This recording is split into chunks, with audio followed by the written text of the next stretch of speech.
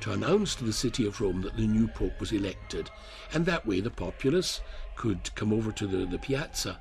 But I think the idea originated there, in trying to send, a smoke signal to the chap on the top of Castel Sant'Angelo. Well, I mean, those days have passed. Those days have passed. Ringing the bells of St. Peter's is a very appropriate innovation. Before the conclave opens, shall we say, before it actually opens technically, there's a Mass of the Holy Spirit in St. Peter's.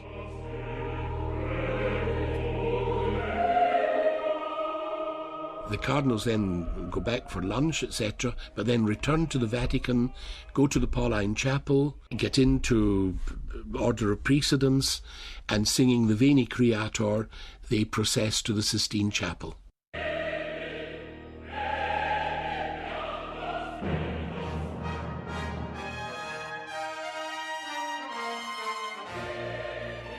When they're in the Sistine Chapel, the first thing is that the Cardinal Dean will administer the oath, and they swear individually that they will abide by the rules of the Constitution, the Papal Constitution. If they're going to have a ballot, if there's no other business to be discussed, and they agree, all right, we could get on with a ballot, okay, the ballot papers will be distributed by the assistants who are there. And things are made ready that way. And then this extra omnes. The Master of Ceremonies will say extra omnes, and everyone who's not involved in the actual election will have to go out, with the exception of himself and the preacher. A special preacher is appointed who will turn the thoughts of the cardinals to the matter that they're about to undertake and ask them to have nothing else except, Almighty God before them when they come in conscience to vote for a particular candidate. At that stage, the Master of Ceremonies and the preacher come out. The junior cardinal deacon closes the door behind them, and he then will either open or close that door according to the needs of the conclave. So there really is a closing, physical closing. Oh, there is a physical closing. In the past it was closed inside and outside. There used to be the guardian of the conclave, who would be Prince Chigi or somebody like that, with the Governor General of Vatican City. He had the obligation of seeing that outside was also closed and the inside was closed. That really appears unnecessary nowadays. Those were marvellous formalities with a lot of history behind them. But I think that from that point of view, the Pope wanted to streamline the conclave. It's really extraordinary how in this media-conscious society, there's no way that the media can discover what's happening within the conclave. That hasn't changed at all. That hasn't changed at all, and probably it's better that it shouldn't change, that the total confidentiality, the secrecy of the conclave should be maintained. What goes on inside the conclave, is nobody's business, shall we say. Only the cardinals know about it. And maybe that's the best way, that we don't see kind of partisan stands, people all going for this candidate or that candidate, someone possibly at the end scraping through with 2/3 majority or 2/3 plus one. Whoever emerges is the Pope. Each cardinal has his own desk in the Sistine Chapel, and normally they'll have 2 or 3 voting slips, rectangular pieces of paper with, in Latin, eligo, in summum pontificem, and then the name that you want. I elect as Supreme Pontiff Cardinals, or just, it doesn't even say Cardinal, just the name that you've to add. Now that's at the top half of the piece of paper, of the rectangular slip. You're only allowed, obviously, to put in 1 ballot paper. So once you've completed your ballot paper with the name written clearly, but if possibly in a kind of disguised form of handwriting, you then fold it rectangularly so that it's now a long, thin slip of paper. And having done this, having completed the compilation of the ballots, the cardinals then proceed to deposit them in a special urn. They come in line of precedence, holding between their thumb and forefinger, holding so that it can be seen, the ballot paper which they have completed. Arriving at the chalice, they place the ballot paper on top of a paten and slip it that way. They don't put their hand into the urn, into the chalice.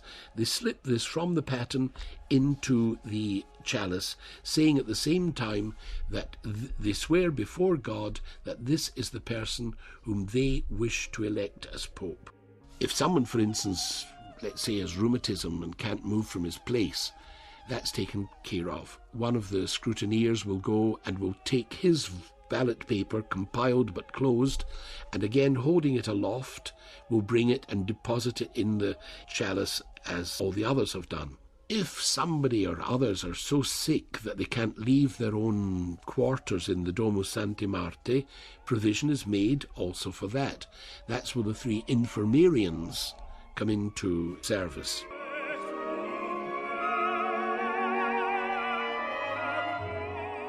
Now, at that stage, the first stage has taken place. The first of the scrutineers takes the great chalice and shakes it up so that all the ballot papers inside are all mixed up. He then empties it out onto the table, and at this stage the count begins. He takes a ballot paper, opens it, reads it, passes it only read to the second scrutineer, who reads the name, who passes it to the third, who reads the name and calls the name out aloud for all to hear, and then takes a needle and thread, and through the word eligo, through the word I elect, he passes the needle and thread through that word, and in that way the ballot papers will not be dispersed. It proceeds like that through all the ballot papers. Let's say that when they count the ballot papers at the beginning, that there's a discrepancy between the number of electors and the number of ballot papers, then immediately that's considered null. They've just got to start all over again. But let's presume that the right number is there and the right number of ballot papers are there, and they go through all that, announcing the name and taking the count. At the end of an inconclusive ballot, they will proceed to the second ballot, keeping on a side table all the original ballots from the first round. They'll go through the second ballot, and the same procedure, look at it, read it, announce it aloud, and thread it on to the other papers. And at the end of that, if it has still been an inconclusive ballot, they take all of these ballot papers, take them to the stove, push in some other material. It used to be straw or something like that. I think they use chemicals now, though, that will produce dense black smoke. The important thing is that if it's only the papers that are being burned, then the smoke is white. Now, that only occurs when there has been a conclusive ballot. When going through the whole thing, they've realised the ballot papers tally with the electors. We've now got a candidate who has achieved 2/3 majority. This is also checked by the tellers, by the revisers. They make sure that there's been no mistake made. And at that stage, all right, we're back to the stage where the dean asks the consent of the elected candidate. And we never know anything about what happened in these conclaves. No, strictly speaking, not. The reason being that the Camerlengo is supposed to collect, first of all, any other papers, any other notes that cardinals may have taken. They're supposed to hand them over, and they also are burned. Now, obviously, the scrutineers, they take a very careful note, a very careful record of how the voting has gone.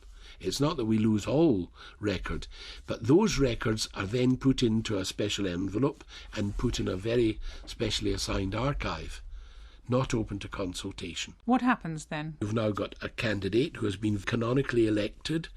The Cardinal Dean asks him, do you accept your canonical election? And if he accepts it, the Dean asks him, by what name do you wish to be called? What name, pontifical name, do you wish to assume? And the newly elected Pope announces the name that he would like, to be called by. And from that very moment, he is the Bishop of Rome. He is the Pope. He's the head of the College of Bishops.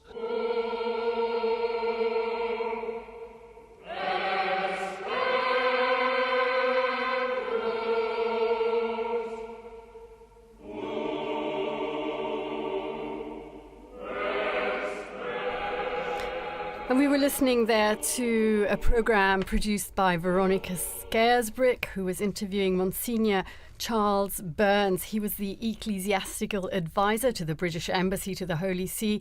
He also served as a canon of St. Peter's Basilica, and he continues to be active in Rome, although he's retired from his role in the Vatican archives after 35 years. And here with us in studio this evening, we have Dr. Donald Prudlow, my friend from very way back. Dr. Prudlow is the Warren Professor of Catholic Studies at the University of Tulsa in Oklahoma in the United States. Dr. Prudlow, thanks for joining us this afternoon.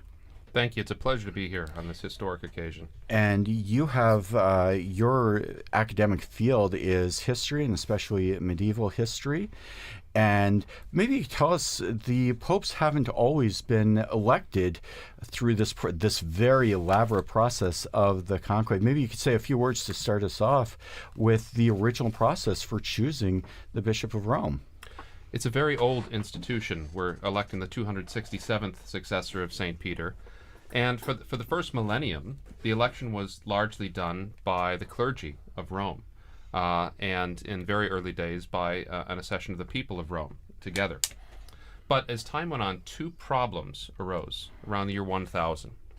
And that was how to provide representation for a church that was rapidly growing throughout Europe and then throughout the world for this very important position. And the second is how to free papal elections from secular domination, from the domination of kings and princes and emperors, and how to make it secure as a religious office. And that's where we saw the rise of the position of cardinal, which is not a biblical position, it's an ecclesiastical position, and it developed out of the clergy of Rome and still has a connection to the clergy of Rome. Absolutely. It's critical that the cardinals can trace their lines back to the early, particularly the parishes of Rome, the deaconries of Rome, and that allows them, so when we saw last Sunday all of the cardinals going out to their titular parishes where they're pastors of and saying Mass there and meeting the people in those parishes, technically they are the pastor of that, and as a pastor of the city of Rome, they are entitled by ancient right to elect the Bishop of Rome. But notice what that does is, let's say a bishop from England or a bishop from Germany, from France, the Pope particularly wants them as an advisor, wants to give Germany, France, Italy, Spain a say in the election. He will appoint them as an advisor, a title that came to be assigned with cardinals, from cardines, the hinges of the Roman Church, the close associates of the Roman Church. And in this way, through the medieval process of representation was a very important principle in medieval Europe. The entire world has been given an opportunity, a say, in the election of the Roman Pontiff, which is itself such a position of worldwide import. And we saw cardinals today from all over the globe participating in that process. In fact, that's something that was a particular focus for Pope Francis, who named a number of cardinals from countries that had never had a cardinal before and who now are participating in this conclave. Now, you mentioned, Don, that over the course of the centuries, and especially in what's sometimes known as the Dark Ages, there were problems with the papacy. There was influence from secular and other sources, and they started to begin the process of solidifying the election to ensure the absence of outside interference, also to ensure the spiritual import of the election. Can you talk to us a little bit about the development of the conclave as we know it now, the first conclaves, and how it developed into the current process? Absolutely. Since Rome is, in a certain sense, the central hub of the wheel of the Church, it's an important position. We know that. We saw the worldwide representation at Pope Francis's funeral, and we see what a significant power that this office can hold. And so that makes it important, that makes it interesting for secular rulers to try to interfere in the selection in order to get a candidate that might be more friendly to their political or earthly interests. And so starting in the 11th century with the purification of the papacy after a dark period, as you say, the election was reserved to the cardinals. And then in the 13th century, after a particularly difficult conclave, in fact, a conclave that lasted almost 3 years in the beautiful city of Viterbo, that resulted in the eventual election of Gregory the Tenth, he decided that he was going to sequester the cardinals away, conclave, with a key, in a room, and keep them there until that they had reached their decision. And even this sometimes wasn't enough to get them to make up their minds. The city of Viterbo during that conclave actually put the cardinals on bread and water at one point, and even took the roof off the papal palace where they were meeting so they'd be exposed to the elements in order to, let us say, hasten a decision to get the church a pastor again. Gregory X issued a document called Ubi Periculum, which laid down many of the rules for the conclave that still applies today, described in the program we just heard and in the events that we just witnessed. Now, over the course of the years, that becomes solidified. Particularly, we start to see when the papacy returns to Rome after the Avignon period, the conclave becomes much more settled. It starts to be held in the papal palace, in the Vatican, in the apostolic palace. Sometimes it'll go back to St. John Lateran, but most of the time it starts to be held in 1492 in the Sistine Chapel, where it continues to be held to the present day. The last conclave that was outside the city of Rome was during the Napoleonic period in 1800. When all sorts of untoward things were happening around Europe, and so the papacy had to find a new way to make do. Professor, you were just saying there that you noticed the cardinals from all over the world, and we think the whole world is watching us at this moment, not only Catholics. Don't you think so, Philippa, who we know is part of the Lutheran World Federation? You're here for the conclave. Your delegation will be here. What is your perspective on that? Yes, thank you, Linda. It's good to be back in studio with you again, as we were back in 2013. And as you say, this historic election of a new pope is something that is of interest far beyond the Catholic world. You mentioned, of course, the great interest in the secular world, and I don't think we've ever seen quite so many journalists and media and people following the election and the funeral. They talk about this as the first election really of the social media era, and I think I'm absolutely amazed to see how many young people, my own children, people who have never really had that much interest in the intricate processes that you've been describing, what goes on behind those closed doors. Suddenly there is an explosion, a fascination for what goes on. I think the film Conclave, of course, has also had a lot to do with that. Everybody is now a little bit of an expert, having seen the film. I haven't seen the statistics myself, but I'm told that the numbers of downloads have skyrocketed since the death of Pope Francis. But coming back to your question, yes, I have always been particularly interested in the ecumenical aspects of these elections, having followed very closely the ecumenical scene under the pontificates of John Paul II, then Pope Benedict, and then, of course, Pope Francis. And yes, there is a very strong presence. At the funeral, there was some strong presence of ecumenical delegates attending the funeral in St. Peter's Square, and there will be again at the installation of the new Pope once we know who he is. Right now we're watching images of the square, and we've just been seeing a lot of media out there with their cameras, and I think we have Devon on the line now. He is in the square. We go to him if the blockers are not working right now. Devon? Hi, Linda. How are you? There you are. Great. I'm here. Good. Yes, it's really wonderful here. As you can see on the screen, the sun is going down behind St. Peter's Basilica, and the square is really filling up. It's not completely full yet. There's still space, if anybody's curious, but it's filling up, and there's you get a sense of a calm curiosity. There's not a big excitement. It's really calm. Everybody is just waiting to see what's going to happen here in a little bit. We know that Romans traditionally flock to the square once they see the white smoke. I don't want to make any previsioni, as we say here in Rome, forecasts. We're not really expecting white smoke in this first session, but you never know. People are there to wait for the smoke. I understand you also spoke to a few of the people in the square, and we will be playing some of those clips in a while. Meanwhile, anything relevant that they have been telling you that you think might be interesting? Yes, what I would say is that this is kind of what I feel here is kind of a cross-section of society and the church as a whole. There are people from around the world. I just spoke to a deacon who's studying as a Gregorian from Tanzania.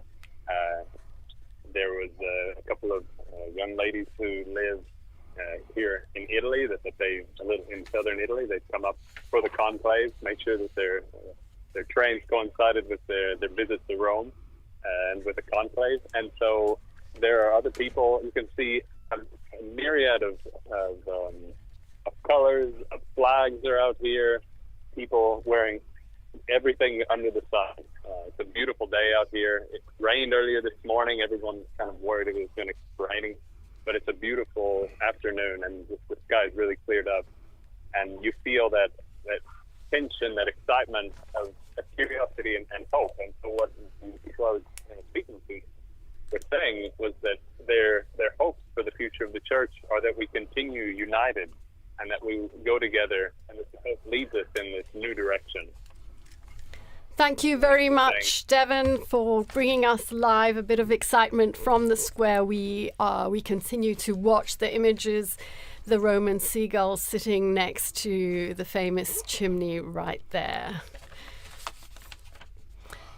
Back to Philippa and to Professor Prudlow here in studio. We have so much to talk about.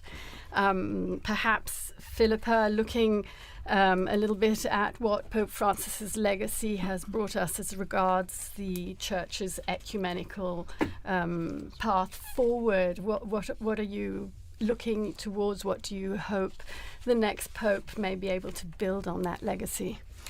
As you say, there is, or as we were saying earlier, there is a lot of expectation from other Christian churches and other Christian leaders, looking back with immense gratitude to the legacy of Pope Francis. If I can just remember back to the conclave in 2013 and to his election, that announcement which took a lot of people by surprise. Bergoglio wasn't one of the top names that people were expecting, but I can never forget that moment that he stepped out onto the balcony describing himself as the Bishop of Rome, and the effect that had on some of the ecumenical guests, some of the other leaders who were listening to his words, and hearing a new openness that in fact continued to be the path that he followed throughout the 12 years of his pontificate. You know, this was a man who talked about how his door was always open, and that included not just to Catholics but to everybody, people of all different churches and of course different faiths and no faith at all.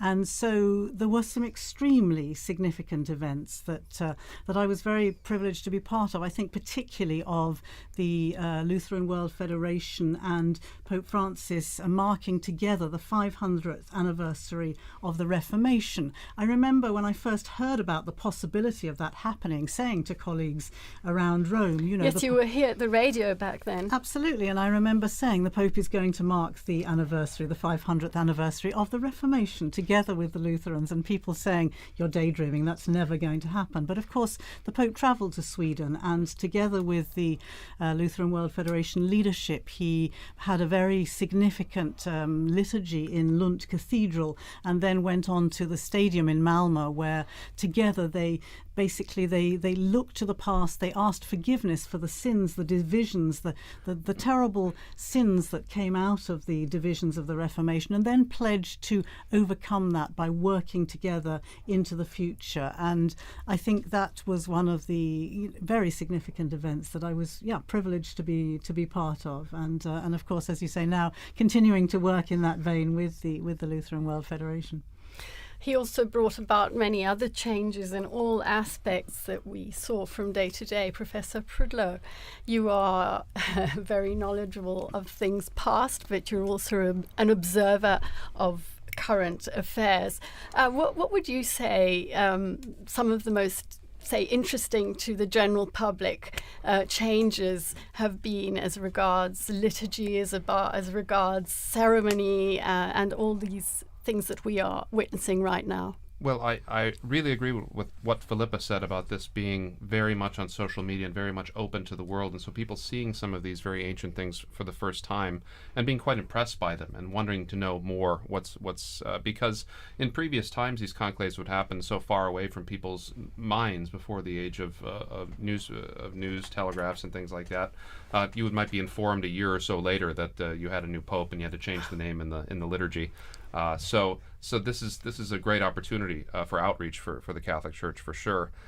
One thing that's changed in the last 150 years is conclaves have gotten so much shorter. Conclaves used to be 50, 60, 70, 100. There was the one conclave that was 181 days, and it was recently in the 18th century.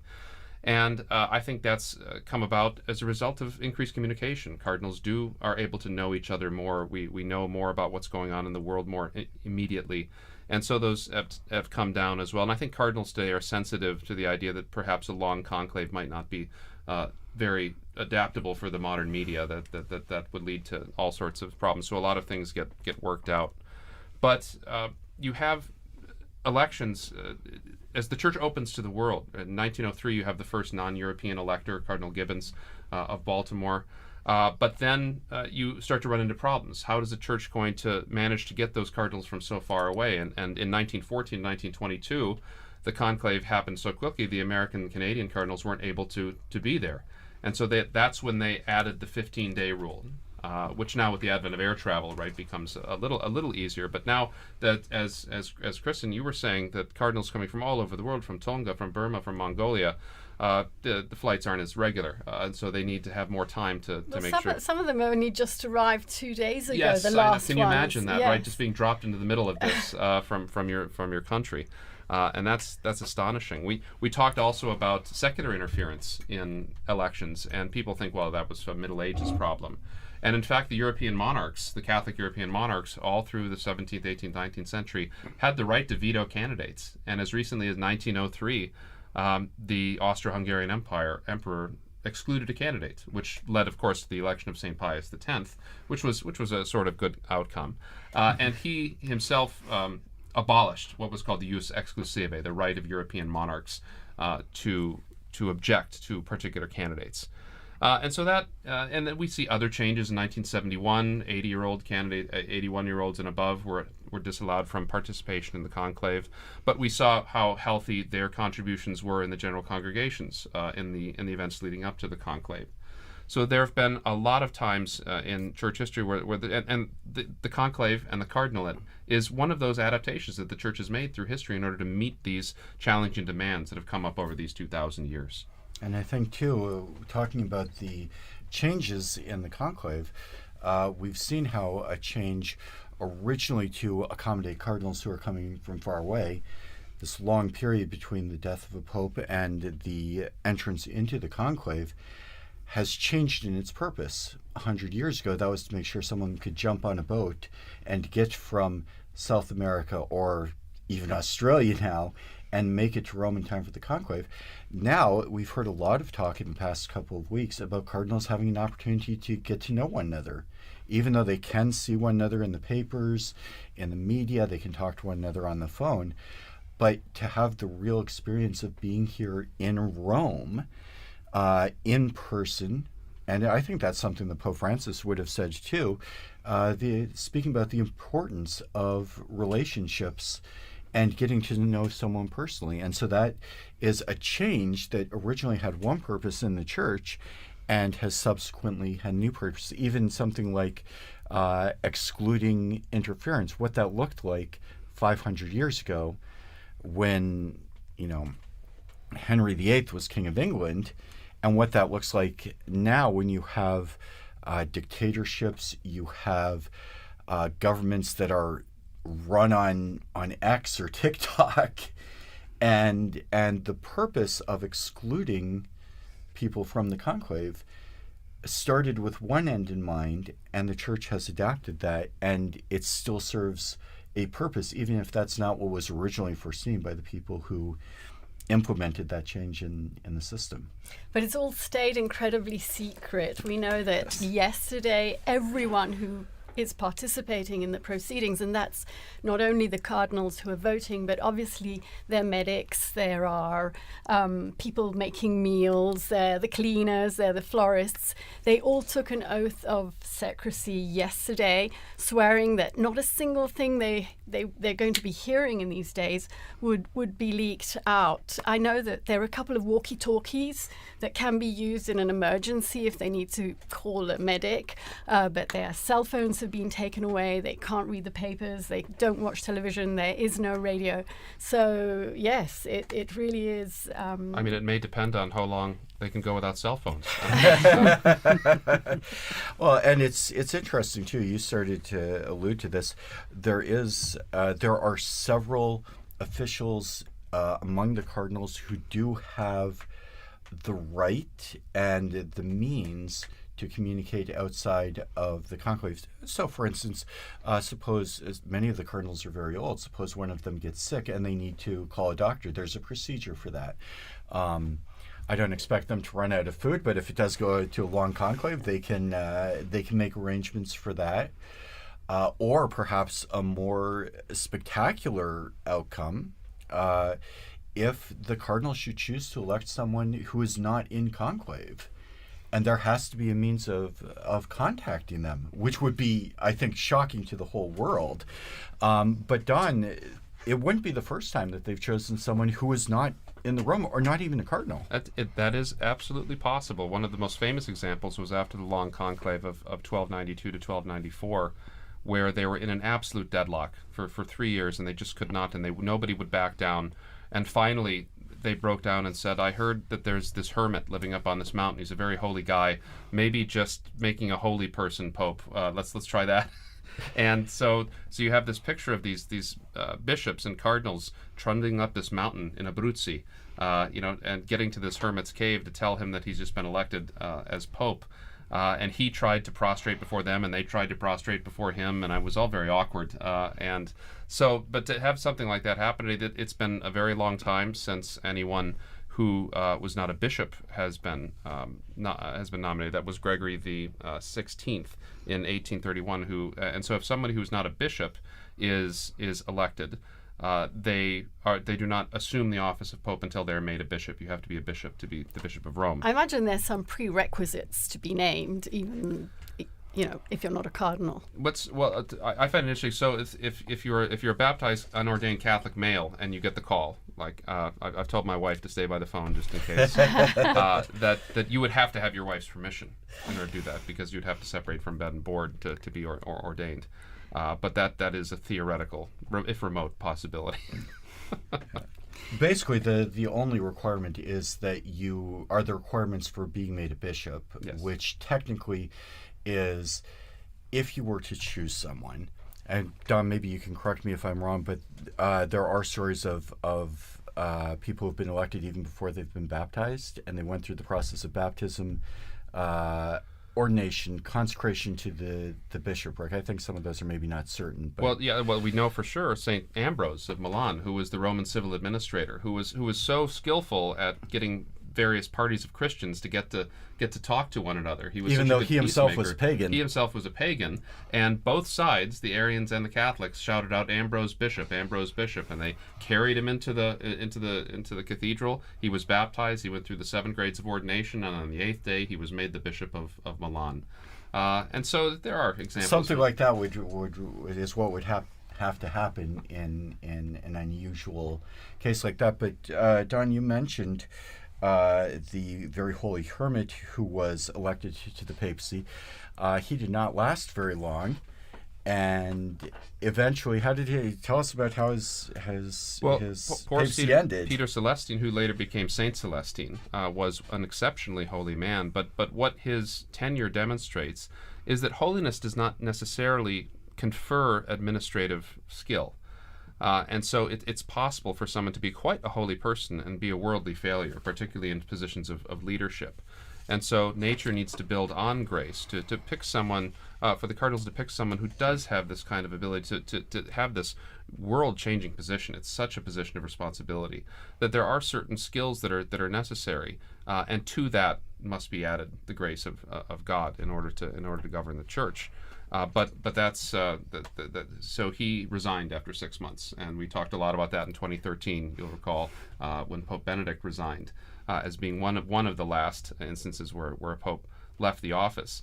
But so he still remained a saint, and the church went in a different direction after him. And in fact, Benedict the 16th, which people saw after the fact as maybe son, went to visit the tomb of the relics of Pope Saint Celestine V. Philippa, you were here with us, and I'm sure you remember the day that the Pope Benedict announced his resignation. Can you tell us about that? It was a pretty extraordinary moment. There was an Italian journalist, a colleague, you may remember, who was following a very ordinary consistory in the Vatican. The proceedings were in Latin. Nobody else was listening. It was a routine, run-of-the-mill Vatican event, and we were all going to write a few lines on it afterwards.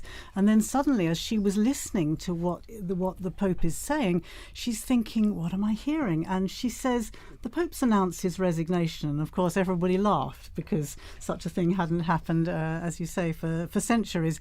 But of course, she was right. And the news spread like wildfire. I remember I was in the office here when one of the Italian colleagues came in and announced the Pope had resigned, and just a look of shock and not quite knowing what to do next, actually. And then we began, of course, going back through. The first reaction was, well, let's start looking back through the things that he's been saying. I remember I was asked to look at some of the first things that he'd said in the days after his election, and it was fascinating to look back on, I think it was the first or the second day, when he was talking about not being up to the challenge in a certain sense, but with God's will he would do what he could do to take on this extraordinarily difficult role. I think it's difficult for us now to perhaps remember back to just how deep a crisis the Church was facing during those final years of the Benedict papacy. You know, there was the financial crisis, there was the sex abuse crisis, which was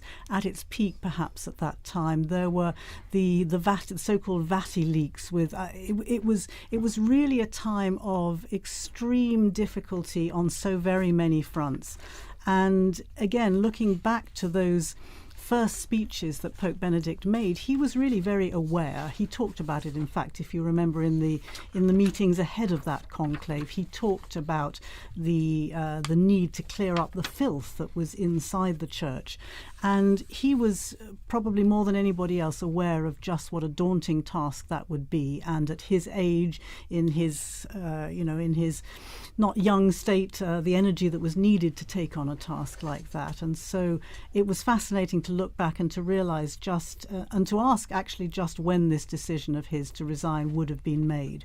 I happen to know that the former Archbishop, or at least there's two former Archbishop of Canterbury's now, but Rowan Williams, who was the Archbishop of Canterbury, the Anglican leader at that time, had a conversation with Benedict a year before the resignation was announced, and the two of them, Rowan Williams was looking forward to his own stepping down and being able to have more time to do the things that he wanted to do, to study and to read and to write and so on.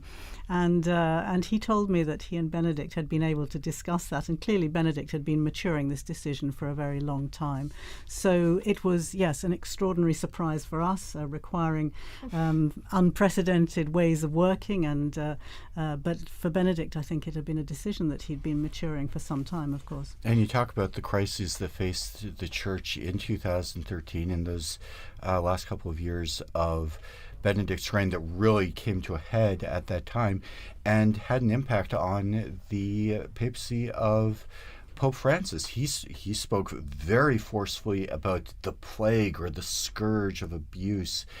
He dealt with his own not his own scandals, but the scandals of finances that we've seen in the past few years. We've had very public trials, even of cardinals, harkening back perhaps to the past. But maybe you could talk about your thoughts, if we could ask our guests about some of the attempts that Pope Francis has made to continue the efforts to reform the Church. I'll open the mic to either one of you.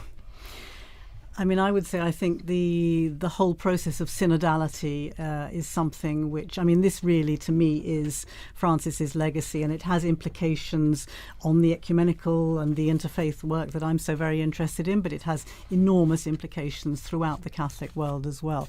The process of trying to open up the church, to make it more participatory, to make it something that people can join in sort of contributing to what should be the direction that the church is taking, to let people's voices be heard.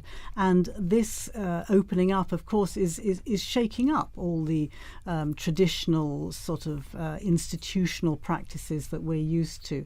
And in a sense, I think this is probably where his main focus was. But as you rightly say, at the same time, he's dealing with all the internal affairs of the church, the problems with the financial situation, which remains extremely challenging. The sexual abuse crisis, I would say, is improved, significantly improved over the past decade. You know, so many churches have in place their safeguarding measures. The Vatican itself has made steps ahead with the safeguarding, with the commission that's working on that. But of course, challenges remain, and this is something which I've no doubt the cardinals have been discussing over these past days in their general congregations, and trying to focus on what are the key problems and what kind of person has the right skills to deal with these challenges at this particular moment in time. And Don, a lot of the talk in the past year has been about synodality in the last 2 years. Asking for the voice of the faithful. You're a practicing Catholic in the United States. What's your perspective on the challenges that have arisen from these really scandalous problems that have affected that have affected the church at large? Right, the public witness of the church has been very much affected. The ability for bishops and priests to speak with moral credibility has been weakened, and that's something that's going to take a long time to build. It's going to need not only a personal witness of holiness, but also institutions and procedures that are going to be effective in safeguarding. And it's going to take, particularly people listening to victims as well. I think this is something that I remember Benedict was so good with as well. Is that and Francis did when he visited too. That the sort of personal witness of listening to those who have been hurt. And incorporating their thoughts and their ideas on how to prevent these horrible things from happening in the future. But you know, this is and then you have the internal issues. You have internal issues, financial issues, Vatican finances. You have issues with various levels of corruption, and this is also not a new problem. I mean, if you go back through history, popes have been dealing with things like this since the very dawn of Christianity. And we can, by looking back at our history, we can see how people like Pope St. Damasus or Pope St. Leo or Pope St. Gregory handled these things, because Pope St. Leo the Great had to depose 6 bishops for corruption and violations of their vows, and so this is nothing new. And so to put it into a historical context is also a significant way to work through it as well. Meanwhile, I'm looking at the square. There's an incredible sunset. Rome is so beautiful, the Bernini colonnade. We have a couple of clips that Devon collected for us in the square just shortly before we linked up with him. I think the first one is a deacon from Tanzania. Can we hear him, Francesca? So what brings you out to St. Peter's Square today? We are here because of the conclave. We know that our cardinals, they are in conclave. So our presence here is to pray and to join with the other Christian, other Catholic, to pray for the Holy Spirit so that the whole process for electing Papa will be guided by the Holy Spirit. What are your hopes for the church, the future of the church? We are in the year of hope, so I hope that the God will give us the Pope who will guide the church according to the sign of the time, who will guide the people of God in the holiness as a good pastor of the church. And what would you wish for the new Pope? For myself, I don't have any wish. My role is to pray. For me, for anyone, because any cardinal who entered in the conclave, they have possibility to electing to be a pope. So wherever I come from, Africa, Asia, America, what we need the Holy Pope. Well, we don't need the Pope from according to the color, according to the region, according to anywhere. But what we need the whole Pope. We need the Pope which will guide the church and will be the pastor of the church. That was so nice. We don't need the color, we don't need the region, we need the whole Pope. He put that beautifully. Let's listen to some pilgrims, ordinary pilgrims that were in the square today. Could I get your name, please? Sure. Susan Duenas. So what are you doing in Rome? We're here to watch the first night of the conclave. Did you come specifically for this? We did. I live in Naples, and we made a special trip up here just for this once-in-a-lifetime opportunity. So what's your hope for the future of the church and for the new pope? For unification and to continue to grow the church and bring more people back to the faith. So where are you coming in from, America? My husband is stationed in Naples, but we're from the United States. Is this your first conclave? This is my first conclave, my first live one. Do you remember where you were at the last one? I don't remember where I was at the last one, but I remember exactly where I was for Pope Benedict. I was in college in my room, in my dorm room, watching what we could see. What are you feeling when you're here? You hoping it'll be tonight? Oh, I mean, it would be great if it was tonight, but I'm just here to experience and to hope to see some smoke, and mostly praying that God leads whoever the right future pope is. If I could get your name, please? Sarah Stefanski. So what are you here for? Here visiting family, and we came in for the first day of the conclave. And so was it just by chance that you made it here? We took a train in from Naples. The trip was already planned, but once we found out the day, we made sure we were coming. How many days do you think it will be? I think it'll be 5. 5? Wow, okay. It'll be a long one. Are you going to come out for every day? No, unfortunately, this is the only day we could make work with our schedule. So what are your hopes for the future of the church? I just hope we are united and come together under a new pope who can lead us all for more peace and love around the world. And we heard a couple of people talking about the possibility of an election this evening. Linda, I think you summed it up well. I think everybody would be very surprised to see an election on the very first ballot on the first night. But we have had some remarkably short conclaves in the past. Don, you want to share some of those with us? Even recently, both Pope Francis and Pope Benedict were elected very quickly on the second day. And but Pius XII was the same way. Sometimes people go in and the momentum is so high that within a few ballots, it is rather unlikely that we will get a pope on the first ballot. The first ballot usually is in conclaves for the cardinals to test out strength. Sometimes they offer sort of honorific votes. And I know in the past, in the early 20th century, was often used as an occasion for non-Italian electors to write in non-Italian names, just to establish the precedent that it didn't have to be an Italian on the first day. And it won't be like Pope Julius II, who was elected within a few hours of the conclave starting. But there always is a danger, because in 1334, when the main candidate wouldn't agree to the cardinal's demands, they didn't know what to do, and so they held a ballot, and everyone chose the least likely candidate that they possibly could. Jacques Fournier, who became Benedict XII, who was a very good pope that nobody had expected, and he was elected on the first ballot. So it can happen, but it is really quite a very rare experience.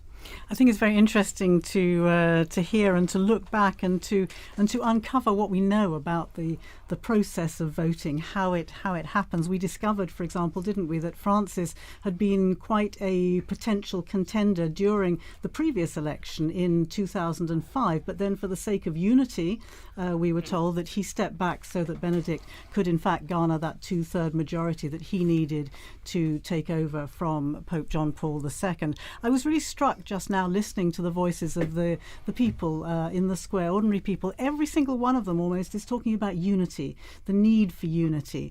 And I think this question of how long the conclave goes on for is seen very much as an important signal regarding the unity of the Church, because the longer it goes on for, clearly the cardinals are unable to decide on the kind of man they want to lead the Church. And therefore, I think there's a certain pressure mounting day by day, or vote by vote even, to try and show, in a particularly polarized world that we're living in at the moment, where people are so deeply divided, to have a real show of unity on the part of the Church leaders. I think that's going to be weighing most heavily on a lot of those cardinals' minds at the moment. And Philippa, you have a strong focus on ecumenism, and as a member of the Church of England, you've done a lot of work with the question of Christian unity. The Pope, from the Catholic point of view, is of course the center of unity, and that's been the focus of a lot of ecumenical discussions. How does that play out in the overarching Christian world, as the Pope intended to be a center of unity, but also a focus of contention with the relationships between Catholic and non-Catholic communities? Well, I mentioned earlier the moment that Pope Francis came out onto the balcony describing himself as the Bishop of Rome, and what a strong signal that was to other Christian leaders about his role, not trying to describe himself as Supreme Pontiff or use some of these other titles that can be quite alienating, but describe himself as the primus inter pares, in a sense, the first among equals of the bishops. And therefore this title, Bishop of Rome, was very significant, together with the other kind of signals that he gave early on in his pontificate. And yes, of course, the question of the papacy is a crucial, it's the crux of the matter in many of these ecumenical dialogues. The Orthodox dialogues are discussing the role of the Pope in the first millennium and in the second millennium. And it's also, very much the discussion that's going on in the other, the churches of the Reformation. The dialogues there are also discussing the role of the Pope. And that's why I think Francis's legacy is so significant, because he made very important overtures about the way that he could work together with other Christian leaders. But of course, we can't forget the encyclical Ut Unum Sint from Pope John Paul II back in, I think it was 1995, when he actually asked other Christian leaders to come forward with ideas, to make proposals as to how the role of the papacy could be acceptable to other churches, to other Christian communions. And this is still very much a work that's ongoing. It sort of fell a little bit by the wayside during the previous decade or two, but it's very much front and center again. And I think there's I think we're going to see over the coming months, again, some responses to that. The council, or the dicastery as it now is for Christian unity, has gathered together some of these responses, and we've seen the publication of a book bringing together a lot of these responses. So it's very much at the heart, as you say, of the conversations and at the heart of the dialogues with other Christian churches. So very important to see what direction the new Pope will take on this, and whether he will prioritize this as an important issue, because of course the division of the churches is one of the biggest scandals of the Christian world. It's so much easier for when people see unity, when people see united churches, to be able to believe and to be able to make a commitment to that. Thank you, Philippa. We've been talking with Philippa Hitchen, Don Prudlow, our guests, as we enter into this first hour of watching and waiting for the election of the new Pope. If you've just joined us, earlier this evening we saw the cardinals enter into conclave, and now everybody, I think, kind of around the world is waiting to see the smoke rising from the Sistine Chapel. If you are just joining us, I'd like to offer you a very warm welcome. Also, a thank you to all of our television partners and radio partners, especially EWTN TV, Catholic Faith Network in America, Shalom World Television's Network USA,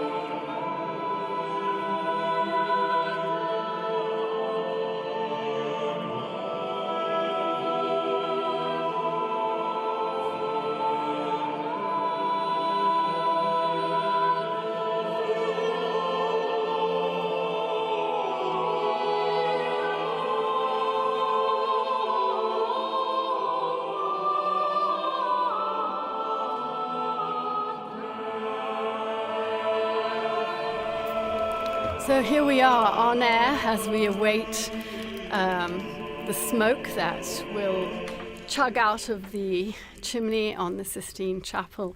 We all remember, or more than remember, we're not that old, but we do. We have all read about the famous conclave in 1958 when John the 23rd was elected.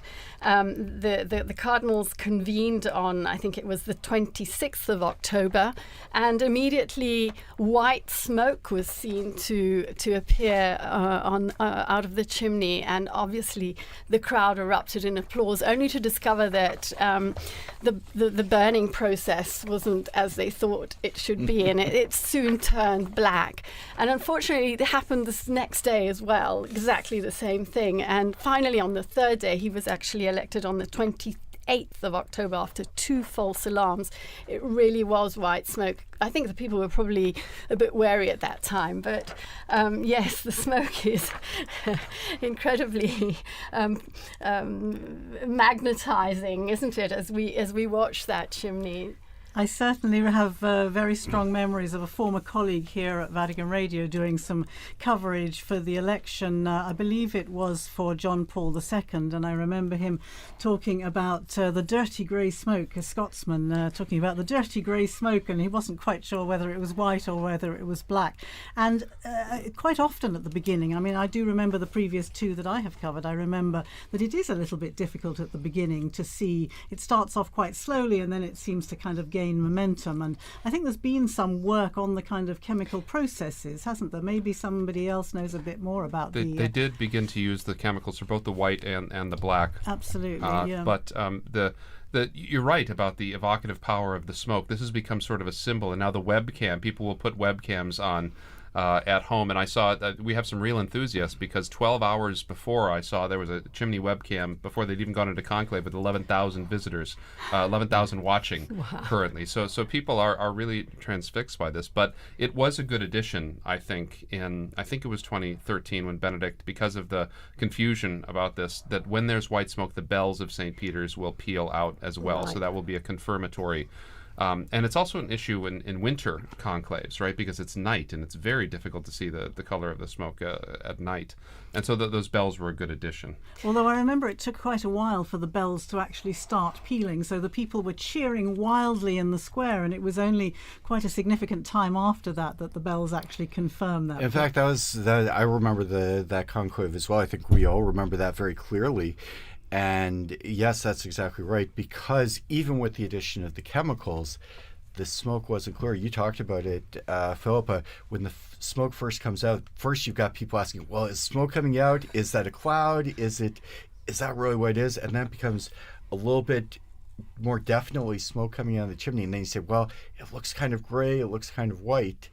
And they had told us here in the studio that they were going to ring the bells as soon as the smoke came out. And I think for the first election in decades, we had smoke that was pretty clearly white, but then the bells didn't ring the way they were supposed to for a long while. And this happens, right? I mean, you remember when Benedict was elected and Cardinal Medina came out, and as soon as he said Habemus Papam, the band started playing. And he had to wait for about 15, 20 seconds, and it was very awkward. But so we saw the beautiful, magnificent liturgical choreography today, that this is still an event that's run by human beings, and sometimes that these things can happen, and they lend a lot of great color to the history. Well, we're on the subject of the smoke coming out of the chimney. The other lasting memory I have of these conclaves, and watching the screen again today, is the seagulls. The seagulls who seem to be magnetically drawn to that chimney, possibly because of the warmth that comes out of it. But I do remember during the 2013 conclave sitting in studio, just as we are today, discussing ecumenical interfaith legacies of Pope Benedict, looking at the characteristics of the new man, what would be required. And I remember the producer at that time saying to me, talk about the seagull. You know, the seagull has its own hashtag. The seagull is trending on Twitter. And it's just quite fascinating how people take different aspects of these, as you say, very traditional, very historical events, and yet give them a particularly modern twist. I find that fascinating. I heard the other day that, in fact, inside the Sistine Chapel, there are 2 ovens. And that's because in the one oven, they burn the ballots. In the other oven, they actually put the chemicals you were talking about, Professor Prudlow, which are the ones that will produce the right coloured smoke. We hope. Yes. There was one when they were still trying to. They were testing it. When were they? Do you remember when they were testing the chemicals in 2005 before the conclave? And they just the air, it just turned black. I mean, the entire sky above the Vatican was just black with smoke because they'd put in way too much of the chemical at that time. But I think it's interesting again how we've seen a lot of pictures recently, as you say, these two ovens in the Sistine Chapel before, this veil of secrecy that on the one hand was so fascinating to people outside the confines of the Vatican, but on the other hand, people are equally fascinated now they can see the process. We saw the workmen going in with the scaffolding and putting up the chimney and putting the ovens into place, and I think that's been very... there's a beautiful video on Vatican News that shows the room of tears, which is the room where the Pope will receive his vestments and cry. And have some time for prayer and crying at his new responsibilities. Before after he has accepted the what would we call it, the proclamation, because the cardinals ask the Pope whether he accepts or not, and so... And he can say no. He can say no, right. Anyway, please go and look at our video because it shows that room of tears. It shows the 3 different sized vestments that have been made to fit whoever is elected. It shows... well, after it was a little tight on Pope John the 23rd, they knew they had to have a range of sizes for the But possible interestingly, Pope. Linda, you were telling me that the traditional papal tailors that has been producing these vestments for so many decades, apparently there's been a change. Yes, there has been a change. So we all knew Gamarelli. I think we all bought socks at Gamarelli, the cardinal socks. This year it's Mancinelli, who apparently makes a bit of a more a lighter textile, better for transpiration, more comfortable. So yes. In fact, we talked about all of the people inside the Vatican who help with the conclave. One of the people that's there is a tailor on hand. They have a small, medium, and large cassock, but they have someone right there so that when he puts it on, they can make adjustments so it's not overflowing, it's not too tight. They've got some room to breathe, so to speak. In the legend about John the 23rd, who was a portly Italian, famously from peasant stock, as they say, in Italy, and the story was that when he put on the extra large white cassock, it still wasn't big enough, and they had to open up the back of it and kind of tie it together like a hospital gown, obviously with his regular clothes underneath. But there's some of the stories that we hear from the Catholics. I noticed that hanging in the room of tears is the little red cape, which Pope Francis did not wear. He chose not to wear. He chose not to wear. Yeah. Why did he choose not to wear that red cape? It was a gesture of he meant it as a gesture of humility, in the sense that he wanted to be seen as Francis, as Bishop of Rome, in a simplicity. But I don't think that there should be any judgment if the new Pope chooses to wear it. I mean, it's the proper garment for that moment. There's nothing hieratic. It's just a particular garment for the papacy. And but when you say the tailors and those great videos that you had, it should remind us of the hundreds of people that work to put this together behind the scenes, all the Vaticanisti, all the people that work there so hard to make these things come off, the infirmarians, the people that prepare the food, and the people that prepared the conclave, the choir, the Masters of Ceremonies. It's really... it's a big production. It's an amazing production, and it's an irregular production, right? I mean, I think of in England, right, trying to practice a coronation after over 6 decades, and it's sort of the same thing here. You don't know when it's going to happen. You start to think about it. People come, people go, and there's books, but it's one thing to reduce a book to actual practice. And now that we have videos and things like that, it's so good to record those things and to help people to remember how difficult it is. And we weren't working in those days back in the 1970s, but I wonder what it must have been like to have had two of them in very, very close succession within, what was it, 33 days? 33 days. Was the length of the papacy, and so then John Paul the period I. after that when they elected the John Paul II. So barely the entire Vatican staff barely had time to get to relax and to recover from one, and then they're doing it all over again. It must have been an extraordinary moment. It was very interesting. I come from a very small diocese in the United States, Sioux Falls, South Dakota, which very few people perhaps have ever heard of. But one of our claims to fame, my former bishop was one of the very, very few bishops appointed by Pope John Paul I. So one of the very few people in the whole church who was the subject of an act of the month-long papacy of John Paul I. And I think a lot of us will have stories about our interactions with popes, not just the people who work here, but people throughout the world who come and see the popes. Do you have some memories of the popes that you've experienced through your time? Well, Pope Francis memorably invited all the Vatican staff. As far as I know, it was the first time for something like this, but he invited all of us to join him for the masses that he instigated in the Santa Marta Chapel, where he chose to live rather than in the Apostolic Palace. And he began the tradition of giving a sermon every morning in the Santa Marta Chapel, and we were all invited to go along. So I think it was maybe a month or two after his inauguration, the inauguration of his papacy, that I was able to go along, and that to me was an extraordinary moment.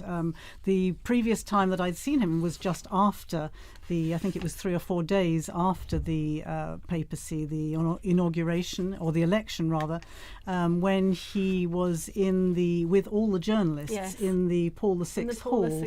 You were there too, weren't you? And he announced why he had chosen the name Francis. He wanted to be to honour the name of Francis as a man of peace, a man of poverty, and a man of protection of creation. And these were, of course, 3 themes that he would develop so strongly throughout his pontificate. And that was, again, an extraordinary moment. It was extraordinary also that he called the journalists to thank them for the work they had done during such an intense period. It was, we didn't realise how moving that gratitude would be. I can't but help think of his very last public audience, was to thank the medics, the doctors, and the staff at the hospital who had taken care of him. The other thing I remember about that audience with the journalists at the beginning was the way that he said, I'm going to bless you, but I'm going to do it in silence because many of you are non-believers or not share of the Catholic faith. And so there was immediately this great sense of openness and a great sense of respect for people who didn't necessarily belong to the Catholic Church. And all these signs at the beginning were just so very encouraging to people who'd somehow been feeling a little bit excluded or hadn't been given the same kind of welcome in the past. So these were very strong memories for me. And the Santa Marta was my opportunity to mention to him my interest in ecumenism and how I was at that time the warden of All Saints Church, Anglican Church here in Rome. And another important memory for me in that sense was that in 2016 I was able to welcome him because he became the first Pope to visit the Anglican Church in his own diocese of Rome. Of course, popes had visited Anglican churches before, notably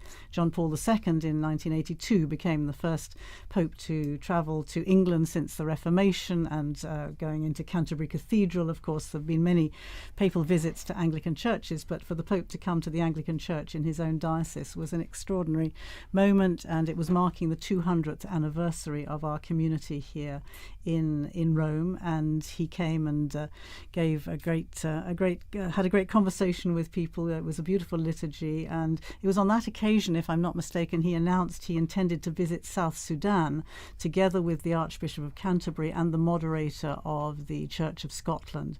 That hadn't been. There was a bit of an uproar because it hadn't been officially announced by the Vatican, but he announced he intended to go anyway, which was typical of the Francis style, wasn't it? Absolutely. Do you have any memories? Well, yes, it's funny that all four of us were at that journalist audience. That was an enjoyable day. But he joked that day too. Remember when he joked about his papal name, about how whether I may have gone with Adrian the Seventh, as the great reformer, but he didn't live very long. So, and then he said, well, I could have taken Clement, the Pope that suppressed the Jesuits, and so that got everybody loosened up, and I thought that was a really charming way. But I do also remember a moment with Pope Benedict. It was a strange one. We were in Valle d'Aosta after we'd been in Rome for a while, so we were away from Roman things, and we were driving through town, and it was there's traffic. I was like, this is like Roman traffic. I mean, why is there so much traffic up in this little corner of Italy? And I turned my head, and right next to me was Pope Benedict. He'd just been taken to the hospital after he'd broken his arm when he was on vacation there. And so he was right next to me and my family in the car, like going the other way on the street stop. Did you wave? We waved, yes. So we're looking at the screen here. We're looking at the square, getting close to what could be a time for smoke. What do you think? Well, we're expecting the vote to take place shortly after the cardinals went into conclave, the first vote this evening. But as a lot of people have noted, it's pretty well known, this is the largest group of cardinals ever to enter into conclave, 133. If you watch the broadcast of the entrance, it takes a little while for 133 mostly elderly cardinals to get up, to cast their vote, for the votes to be counted. We heard Monsignor Burns' very excellent elaboration of that process. So we're not sure how long it takes, and I think that's a challenge for all of us, but also for the people coming in the square. If you were watching at the beginning of the broadcast, the square was not empty, but there weren't a whole lot of people there, and they've been filtering in. It's really filled up. It's really filled up. I think we all remember previous conclaves when the white smoke comes out, everybody in Rome is going to be coming to St. Peter's Square. But just to talk a little bit about the process this evening, we are expecting a vote perhaps around 7:30 in about 10 minutes, but there's no precise timing. So it could be any time, and we will have people watching for that first wisp of smoke and then to try and determine what color it is. And Phil, Linda, maybe you can tell us a little bit about what we can expect for the next couple of days in terms of looking for the smoke and the outcome of the different votes in the Sistine Chapel. Well, the one interesting thing I've just discovered is, as you were saying, there are two separate votes. Oven, yeah. Okay.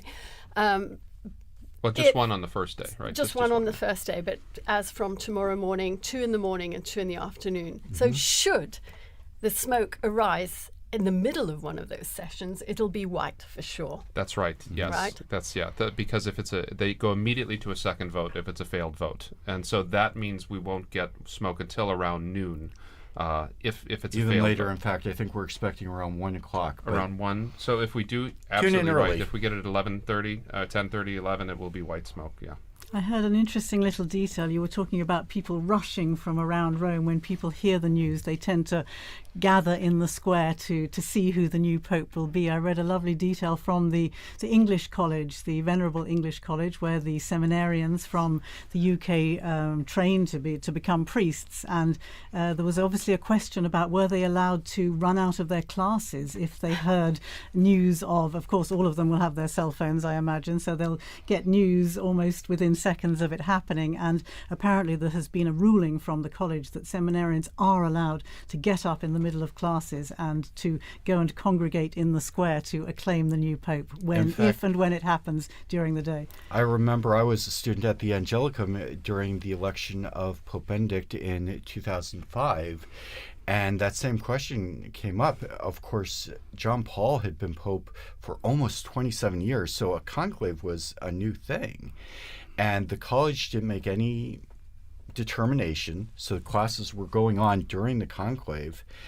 And as soon as it became evident that the Pope had been elected, there were people who left class. And I remember some of the professors being horribly offended that the students had left for a truly momentous historical occasion. And the Angelicum, I'm sure that was the reason for their determination this year. They put out specific statement. They announced it on social media. As soon as we get news of the white smoke, classes are suspended with immediate effect. The adoration in the chapel at the Angelicum will be closed with benediction so that everybody who wants to can come to Rome, can come to St. Peter's Square and be there for the announcement. When we do get the white smoke, I think you'll all remember, there's a period of time between when the smoke comes out. It's about 40 minutes. We're expecting about 40 minutes to an hour between the white smoke and when the Pope has gotten his robes together. He has prayed for a while. They've organized themselves. So about 40 minutes to an hour. In the last conclave, which of course was absolutely historic because we still had Pope Benedict alive, that was delayed even further because Pope Francis wanted the first one to hear the news to be Pope Emeritus, as he eventually decided on the title, the Pope Emeritus, to be the first to receive the news. So they had to call him. And the story is that he was glued to the TV set watching the chimney as we all are now, and they were ignoring the phone. And finally, someone picked up and said, "It's the Cardinals. They want you to be the first to know." So there's a little delay. We were talking earlier, there are 2 votes in the morning, 2 in the afternoon, and the expectation is there's a possibility of maybe as early as 10:30 or 11, but certainly a burning of the ballots at around 1 o'clock for the morning ballots, and then in the afternoon, possibly as early as 5 or 5:30, and certainly a burning of the ballots around. Tomorrow we're looking at perhaps as early as 7:30 for the second one. So if you go to our Vatican News website, you can see kind of a program that will give you an idea of when you can tune in and get the latest news about election of the Pope. We know historically that there have been some contested elections. Occasionally, yes. It's being a very important position. There's sometimes been 2 or even 3 claimants to the papacy. Very important position. There's sometimes been 2 or even 3 claimants to the papacy. We haven't had that in about 600 years. And he will give the formula in Latin. He will read the new Pope's name in Latin. Right. And then afterwards, the pontiff will step out, if I'm not mistaken. And that's when he has his first opportunity to introduce himself to the world. Philip, again, you were here. You made the announcement, as I recall, in studio of Pope Francis. But tell us your experience of that night when. No, it really is. It's quite an extraordinary moment, I think. It's one thing to be here in studio. It's another to be down in the square, I think, because I was in the square. You were there, weren't you? You were reporting. You were doing what Devon has been doing for us today, reporting from the square, despite all the difficulties of getting a signal. I don't think the blockers were as powerful in 2000. I don't think the blockers were as powerful in 2013 because I can't imagine. They have to keep up with such technology today. I mean, you were talking about the sweeping of the Sistine Chapel and also the Santa Marta. I would assume they have to sweep that as well. But the Cardinals had to turn in all of their cell phones. Check your phone at the door, and so they have to. There's also a bit of a natural blockage that happens, especially after the white smoke, when you go from maybe 10,000, 20,000, 30,000 to suddenly everyone. 250,000 people, 300,000 people, not just in St. Peter's Square, up the Via della Conciliazione, the road leading to St. Peter's, and everybody has their cell phone on. And with great respect for the Italian telecommunications company, that's a big burden for any system.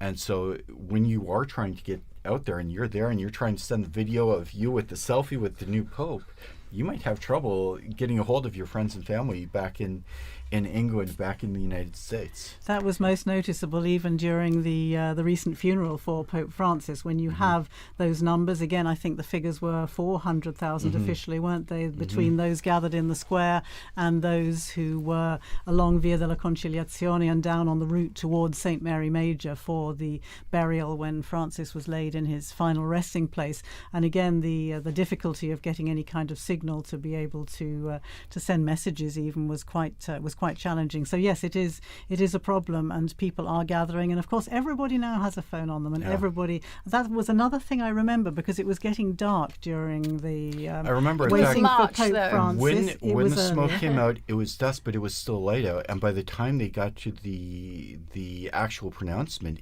the night sky was completely black. And there was a flashing of all those millions, or at least tens of thousands of cell phones as people tried to take the first pictures of the new Pope. And that is something which, of course, is quite different from in past times when people would acclaim by applauding and cheering.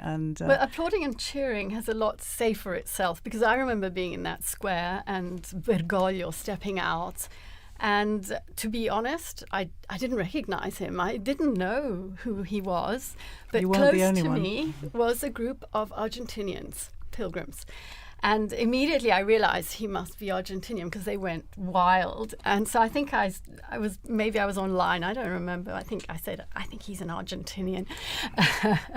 And then, of course, everybody is looking for the biographies and trying to and the internet risks crashing as well, because everybody is trying to download that biography. Interestingly, I've noticed that the Vatican this time has come up with an extremely helpful dashboard, which again is unprecedented. As far as I remember, we had to do a lot of the research ourselves, but we now have a Vatican dashboard which gives you all the details that you ever wanted to know, or the basic information about the cardinals, all the cardinal electors, who they are, where they come from, how old they are, who created them cardinals, what their main features, if you like, of their ministry has been so far, which is incredibly helpful for all of us trying to cover these that's things. Progress, Phil. It is two-faced, in the sense that on the one hand, yes, we do have a lot of information much more readily at our fingertips. On the other hand, we are expected to be active on so many more platforms and to be there. And so it's been a really steep learning curve for us as well. You know, we're going to have to be there when the smoke is white. We're going to take a screenshot. We're going to do a video. We're going to have a name out there. It's very challenging for journalists this time and age. And Lynn, I'd like to go back to something you said about the applause, where applause is very significant. As you mentioned, Dawn, in the past, sometimes it was by acclaim. It was the voice of the people of the city of Rome.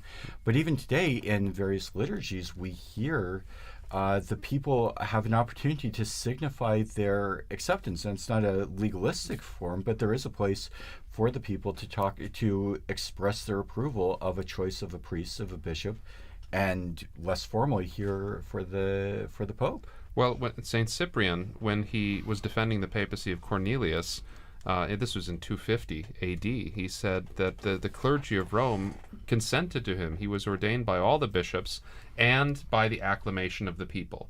And so this is actually, it is kind of liturgical, the reception of the Pope coming out on the loggia, and then the people acceding to that election in the square. It's a very important moment.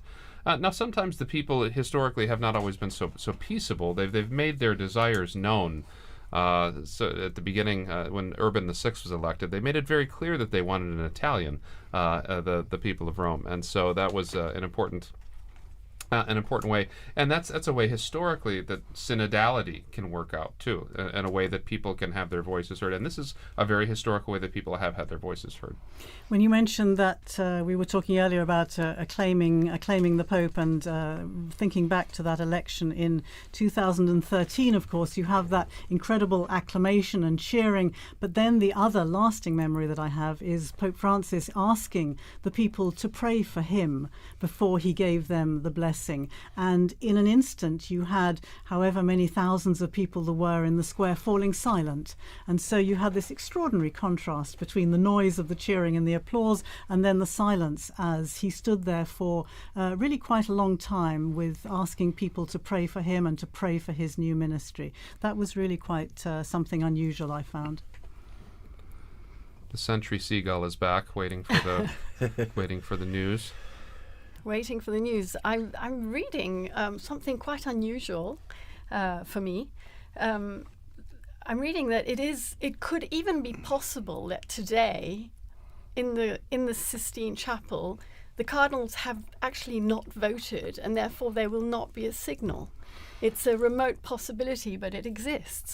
Yeah, the all the procedures that govern everything from the moment we learn of the death of the Holy Father or the moment of his resignation, through the ceremonies to say farewell to the previous pope, through the period of mourning, the organization of the conclave, how the College of Cardinals organizes the events, to the entry into the conclave, and all of the details of the voting are laid out very, very precisely in a document which we've heard many times, Universi Dominici Gregis, the name of the document that covers all of this.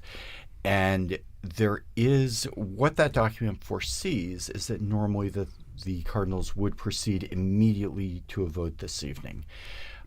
However, that's not an absolute, and there is admittedly a pretty remote possibility that they don't proceed immediately to a vote. There's also what would be a very strange possibility, but we've talked about this earlier, not unheard of, if the cardinals should choose someone who is not in the Sistine Chapel, they might take a vote, but the vote is not formalized and elect a pope, but the pope is not elected until he accepts. So you wouldn't burn the ballots, you wouldn't see the white smoke, and meanwhile the cardinal electors would have to call outside the cardinal, probably make a phone call, and ask their choice to become pope. And in that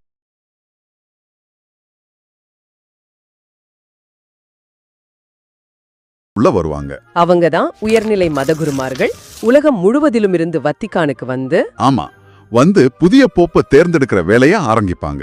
சரி, இந்த conclave அப்படின்ற பேருக்கு என்ன அர்த்தம்? Conclave இதுவும் லத்தீன்ல இருந்து வந்ததுதான். கும்க்ளாவே. கும்க்ளாவே. ஆமா, அப்படின்னா சாவி போட்டு பூட்டியதுன்னு அர்த்தம். பூட்டப்பட்ட அறைக்குள்ள இந்த தேர்வு நடக்கிறதால இந்த பேரு. ஓஹோ, பூட்டி வச்சிடுவாங்களா? கிட்டத்தட்ட அப்படிதான்.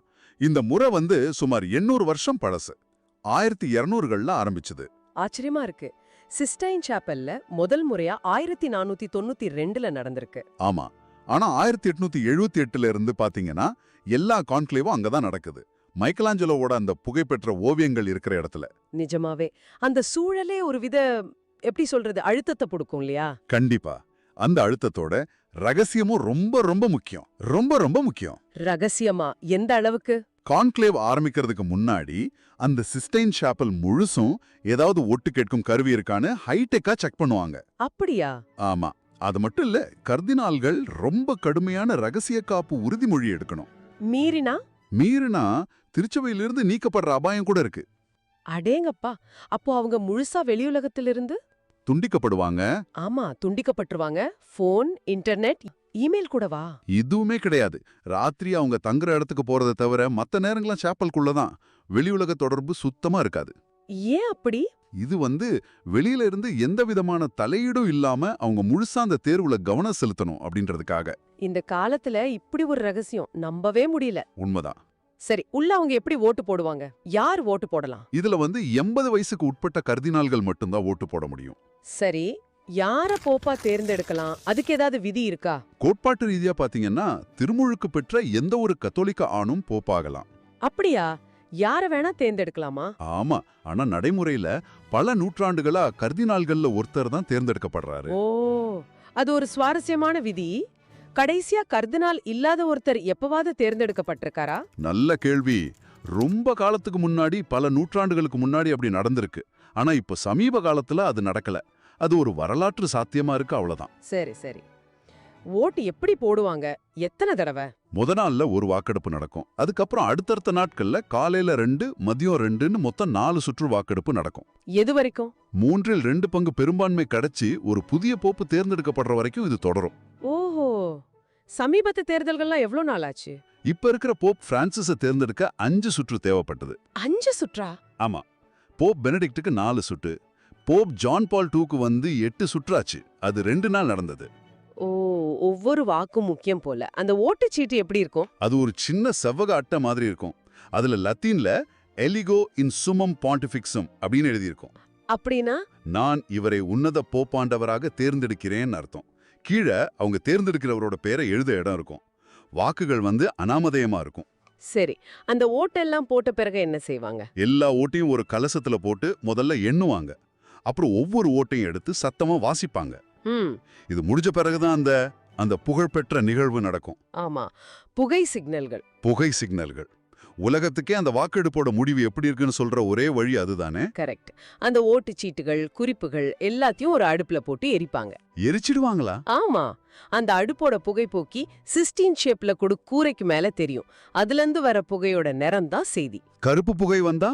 கருப்பு புகைனா இன்னும் முடிவு எட்டப்படல, இன்னும் ஒரு மனதான தேர்வு நடக்கல, அடுத்த சுற்றுக்கு போறாங்கன்னு அர்த்தம். ஆனா வெள்ளை புகை வந்துட்டா?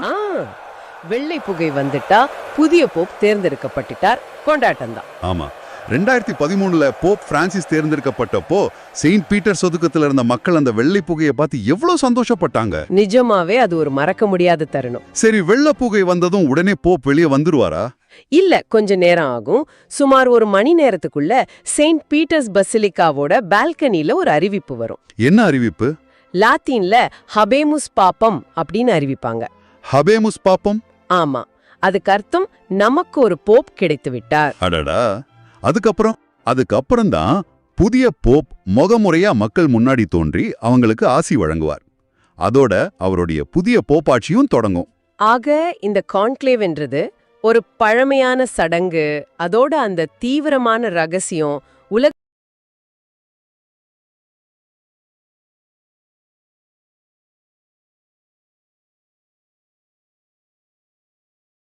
side, the celestial side. And if you notice that Christ's hand is just very, very lightly attached to it, almost as if to show the ethereal, the celestial presence of the man and what he represents in that particular situation. And yet Peter seems to be a much more earthy, heavier figure. They look completely different as figures. So, and I think that is also to do with the fact of the importance of the two keys. But I think Peter holding on to the golden key at its base probably means that the responsibility that Peter has in carrying the temporal silver key is also strongly emphasized. They're emphasizing in a way the importance of that little extra, not that little extra, that great extra responsibility that Peter would have over his apostles, and possibly in the case of a conclave or whatever, it would be cardinals, no? So the function and the role of Peter, the sacrality of Peter, in the fact that he's given permission to hold on to this golden key, because you would presume that the golden key represents also the spirituality of man. And this is in the very place where the cardinals gathered to elect the successor of Peter. On this occasion, the 265th successor of Peter. In fact, it's curious also, if you look at this white piazza, it's very open and airy and clean. There's not much less clutter in this particular fresco than there is in the other wall paintings nearby. So it's almost like it stands out on its own, which is unusual, because you wouldn't expect it to be this big white piazza with a grid on it. It's very different from all the rocky hills that you find in all the other frescoes on the wall. It's almost like it's emphasizing, like, focus here.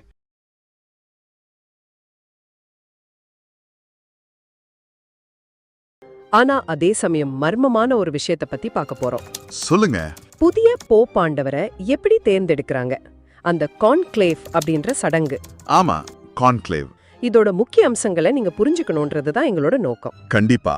இந்த முழு செயல்முறையும் ஆரம்பிக்கிறதுக்கு முன்னாடி ஒரு நிலை இருக்கு. அதுக்கு பேரு செடே வக்காண்டே. செடே வக்காண்டே அப்படின்னா? அது லத்தீன்ல சிம்மாசனம் காலியாக உள்ள நேரம் அப்படின்னு அர்த்தம். அதாவது போப் இறந்துட்டாலோ இல்ல பதவி விலகிட்டாலோ இந்த நிலை உருவாகும். ஓ சரி சரி. இது திருச்சபைக்கு ஒரு முக்கியமான இடைப்பட்ட காலம் இல்லையா? ஆமாம்.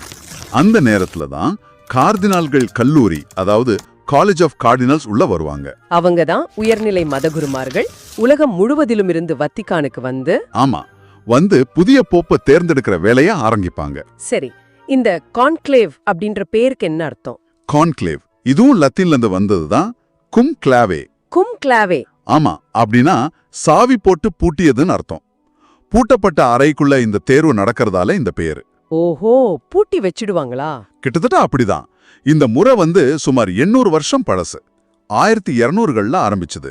ஆச்சரியமா இருக்கு. சிஸ்டைன் சாப்பல்ல முதல் முறையா 1492ல நடந்திருக்கு. ஆமா, ஆனா 1878ல இருந்து பாத்தீங்கன்னா எல்லா கான்க்ளேவும் அங்கதான் நடக்குது. மைக்கலாஞ்சலோவோட அந்த புகைப்பெற்ற ஓவியங்கள் இருக்கிற இடத்துல. நிஜமாவே அந்த சூழலே ஒரு வித எப்படி சொல்றது அழுத்தத்தை கொடுக்கும் இல்லையா? கண்டிப்பா. அந்த அழுத்தத்தோட ரகசியமும் ரொம்ப ரொம்ப முக்கியம். ரொம்ப ரொம்ப முக்கியம். ரகசியமா எந்த அளவுக்கு? கான்க்ளேவ் ஆரம்பிக்கிறதுக்கு முன்னாடி அந்த சிஸ்டைன் சாப்பல் முழுசும் ஏதாவது ஒட்டு கேட்கும் கருவி இருக்கான்னு ஹைடெக்கா செக் பண்ணுவாங்க. அப்படியா? ஆமா. அது மட்டும் இல்ல, கர்தினால்கள் ரொம்ப கடுமையான ரகசிய காப்பு உறுதிமொழி எடுக்கணும். மீறினா திருச்சபையிலிருந்து நீக்கப்படுற அபாயம் கூட இருக்கு. அடேங்கப்பா, அப்போ அவங்க முழுசா வெளியுலகத்திலிருந்து துண்டிக்கப்படுவாங்க. ஆமா, துண்டிக்கப்பட்டுருவாங்க. போன், இன்டர்நெட், இமெயில் கூடவா? இதுவுமே கிடையாது. ராத்திரி அவங்க தங்குற இடத்துக்கு போறதை தவிர மத்த நேரங்களாம் சாப்பலுக்குள்ளதான். வெளியுலக தொடர்பு சுத்தமா இருக்காது. ஏன் அப்படி? இது வெளியில இருந்து எந்த விதமான தலையீடும் இல்லாம அவங்க முழுசா அந்த தேர்வுல கவனம் செலுத்தணும் அப்படின்றதுக்காக. இந்த காலத்துல இப்படி ஒரு ரகசியம் நம்பவே முடியல. உண்மைதான். சரி, உள்ள அவங்க எப்படி ஓட்டு போடுவாங்க? யார் ஓட்டு போடலாம்? இதுல 80 வயசுக்கு உட்பட்ட கர்தினால்கள் மட்டும்தான் ஓட்டு போட முடியும். சரி, யார போப்பா தேர்ந்தெடுக்கலாம்? அதுக்கு ஏதாவது விதி இருக்கா? கோட்பாட்டு ரீதியா பாத்தீங்கன்னா திருமுழுக்கு பெற்ற எந்த ஒரு கத்தோலிக்க ஆணும் போப்பாகலாம். அப்படியா? யார வேணா தேர்ந்தெடுக்கலாமா? ஆமா, ஆனா நடைமுறையில பல நூற்றாண்டுகளா கர்தினால்கள்ல ஒருத்தர் தான் தேர்ந்தெடுக்கப்படுறாரு. ஓ, அது ஒரு சுவாரஸ்யமான விதி. கடைசியா கர்தினால் இல்லாத ஒருத்தர் எப்பவாவது தேர்ந்தெடுக்கப்பட்டிருக்காரா? நல்ல கேள்வி. ரொம்ப காலத்துக்கு முன்னாடி, பல நூற்றாண்டுகளுக்கு முன்னாடி அப்படி நடந்திருக்கு. ஆனா இப்ப சமீப காலத்துல அது நடக்கல. அது ஒரு வரலாற்று சாத்தியமா இருக்கு, அவ்வளவுதான். சரி சரி. ஓட்டு எப்படி போடுவாங்க? எத்தனை தடவை? முத நாள்ல ஒரு வாக்கெடுப்பு நடக்கும். அதுக்கப்புறம் அடுத்தடுத்த நாட்கள்ல காலையில 2, மதியம் 2ன்னு மொத்தம் 4 சுற்று வாக்கெடுப்பு நடக்கும். எது வரைக்கும்? 3/2 பங்கு பெரும்பான்மை கிடைச்சி ஒரு புதிய போப்பு தேர்ந்தெடுக்கப்படுற வரைக்கும் இது தொடரும். ஓஹோ, சமீபத்து தேர்தல்கள்லாம் எவ்வளவு நாள் ஆச்சு? இப்ப இருக்கிற போப் பிரான்சிஸை தேர்ந்தெடுக்க 5 சுற்று தேவைப்பட்டது. 5 சுற்றா? ஆமா. போப் பெனடிக்டுக்கு 4 சுற்று. போப் ஜான் பால் 2க்கு 8 சுற்றாச்சு. அது 2 நாள் நடந்தது. ஓ, ஒவ்வொரு வாக்கும் முக்கியம் போல. அந்த ஓட்டுச்சீட்டு எப்படி இருக்கும்? அது ஒரு சின்ன செவ்வக அட்டை மாதிரி இருக்கும். அதுல லத்தீன்ல எலிகோ இன் சுமம் பாண்டிஃபிக்ஸம் அப்படின்னு எழுதியிருக்கும். அப்படின்னா நான் இவரை உன்னத போப்பாண்டவராக தேர்ந்தெடுக்கிறேன் அர்த்தம். கீழே அவங்க தேர்ந்தெடுக்கிறவரோட பேரை எழுத இடம் இருக்கும். வாக்குகள் அனாமதயமா இருக்கும். சரி, அந்த ஓட்டெல்லாம் போட்ட பிறகு என்ன செய்வாங்க? எல்லா ஓட்டையும் ஒரு கலசத்துல போட்டு முதல்ல எண்ணுவாங்க. அப்புறம் ஒவ்வொரு ஓட்டையும் எடுத்து சத்தமா வாசிப்பாங்க. இது முடிஞ்ச பிறகுதான் அந்த புகழ்பெற்ற நிகழ்வு நடக்கும். ஆமா, புகை சிக்னல்கள். உலகத்துக்கே அந்த வாக்கெடுப்போட முடிவு எப்படி இருக்குன்னு சொல்ற ஒரே வழி அதுதானே? கரெக்ட். அந்த ஓட்டுச்சீட்டுகள், குறிப்புகள் எல்லாத்தையும் ஒரு அடுப்புல போட்டு எரிப்பாங்க. எரிச்சிடுவாங்களா? ஆமா, அந்த அடுப்போட புகை போக்கி சிஸ்டீன் ஷேப்ல கூரைக்கு மேல தெரியும். அதுல இருந்து வர புகையோட நிறம் தான் செய்தி. கருப்பு புகை வந்தா? கருப்பு புகைனா இன்னும் முடிவு எட்டப்படல, இன்னும் ஒரு மனதான தேர்வு நடக்கல, அடுத்த சுற்றுக்கு போறாங்கன்னு அர்த்தம். ஆனா வெள்ளை புகை வந்துட்டா? வெள்ளை புகை வந்துட்டா புதிய போப் தேர்ந்தெடுக்கப்பட்டார். கொண்டாட்டம் தான். ஆமா, 2013ல போப் பிரான்சிஸ் தேர்ந்தெடுக்கப்பட்டப்போ செயின்ட் பீட்டர் ஒதுக்கத்துல இருந்த மக்கள் அந்த வெள்ளை புகையை பார்த்து எவ்வளவு சந்தோஷப்பட்டாங்க. நிஜமாவே அது ஒரு மறக்க முடியாத தருணம். சரி, வெள்ளை புகை வந்ததும் உடனே போப் வெளியே வந்துருவாரா? இல்ல, கொஞ்ச நேரம் ஆகும். சுமார் ஒரு மணி நேரத்துக்குள்ள செயின்ட் பீட்டர்ஸ் பசிலிக்காவோட பால்கனில ஒரு அறிவிப்பு வரும். என்ன அறிவிப்பு? லாத்தீன்ல ஹபேமுஸ் பாப்பம் அப்படின்னு அறிவிப்பாங்க. ஹபேமுஸ் பாப்பம்? ஆமா, அதுக்கு அர்த்தம் நமக்கு ஒரு போப் கிடைத்து விட்டார். அடடா. அதுக்கப்புறம் தான் புதிய போப் முகமுறையா மக்கள் முன்னாடி தோன்றி அவங்களுக்கு ஆசி வழங்குவார். அதோட அவருடைய புதிய போப்பாட்சியும் தொடங்கும். ஆக இந்த conclave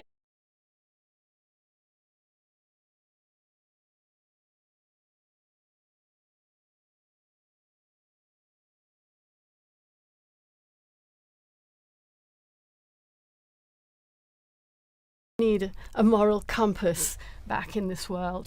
I thought it was interesting during the lead up to this conclave to see the cardinals actually issuing a statement just ahead of their gathering here in the Sistine Chapel, issuing a statement calling for peace, calling for an end to conflicts, mentioning particularly Ukraine and Gaza, but as you say, by implication, the many other conflicts that are going on around the world. Of course, peace and an end to conflict was such a key theme for Pope Francis, and I thought it was particularly significant that the cardinals felt it necessary to show that they were absolutely following in this direction, and therefore that these, if you like, considerations that go way beyond those of the Catholic Church and of the Christian world, but the need for dialogue, the need for mediation, the need for peacemakers in our world is particularly on their minds at the moment.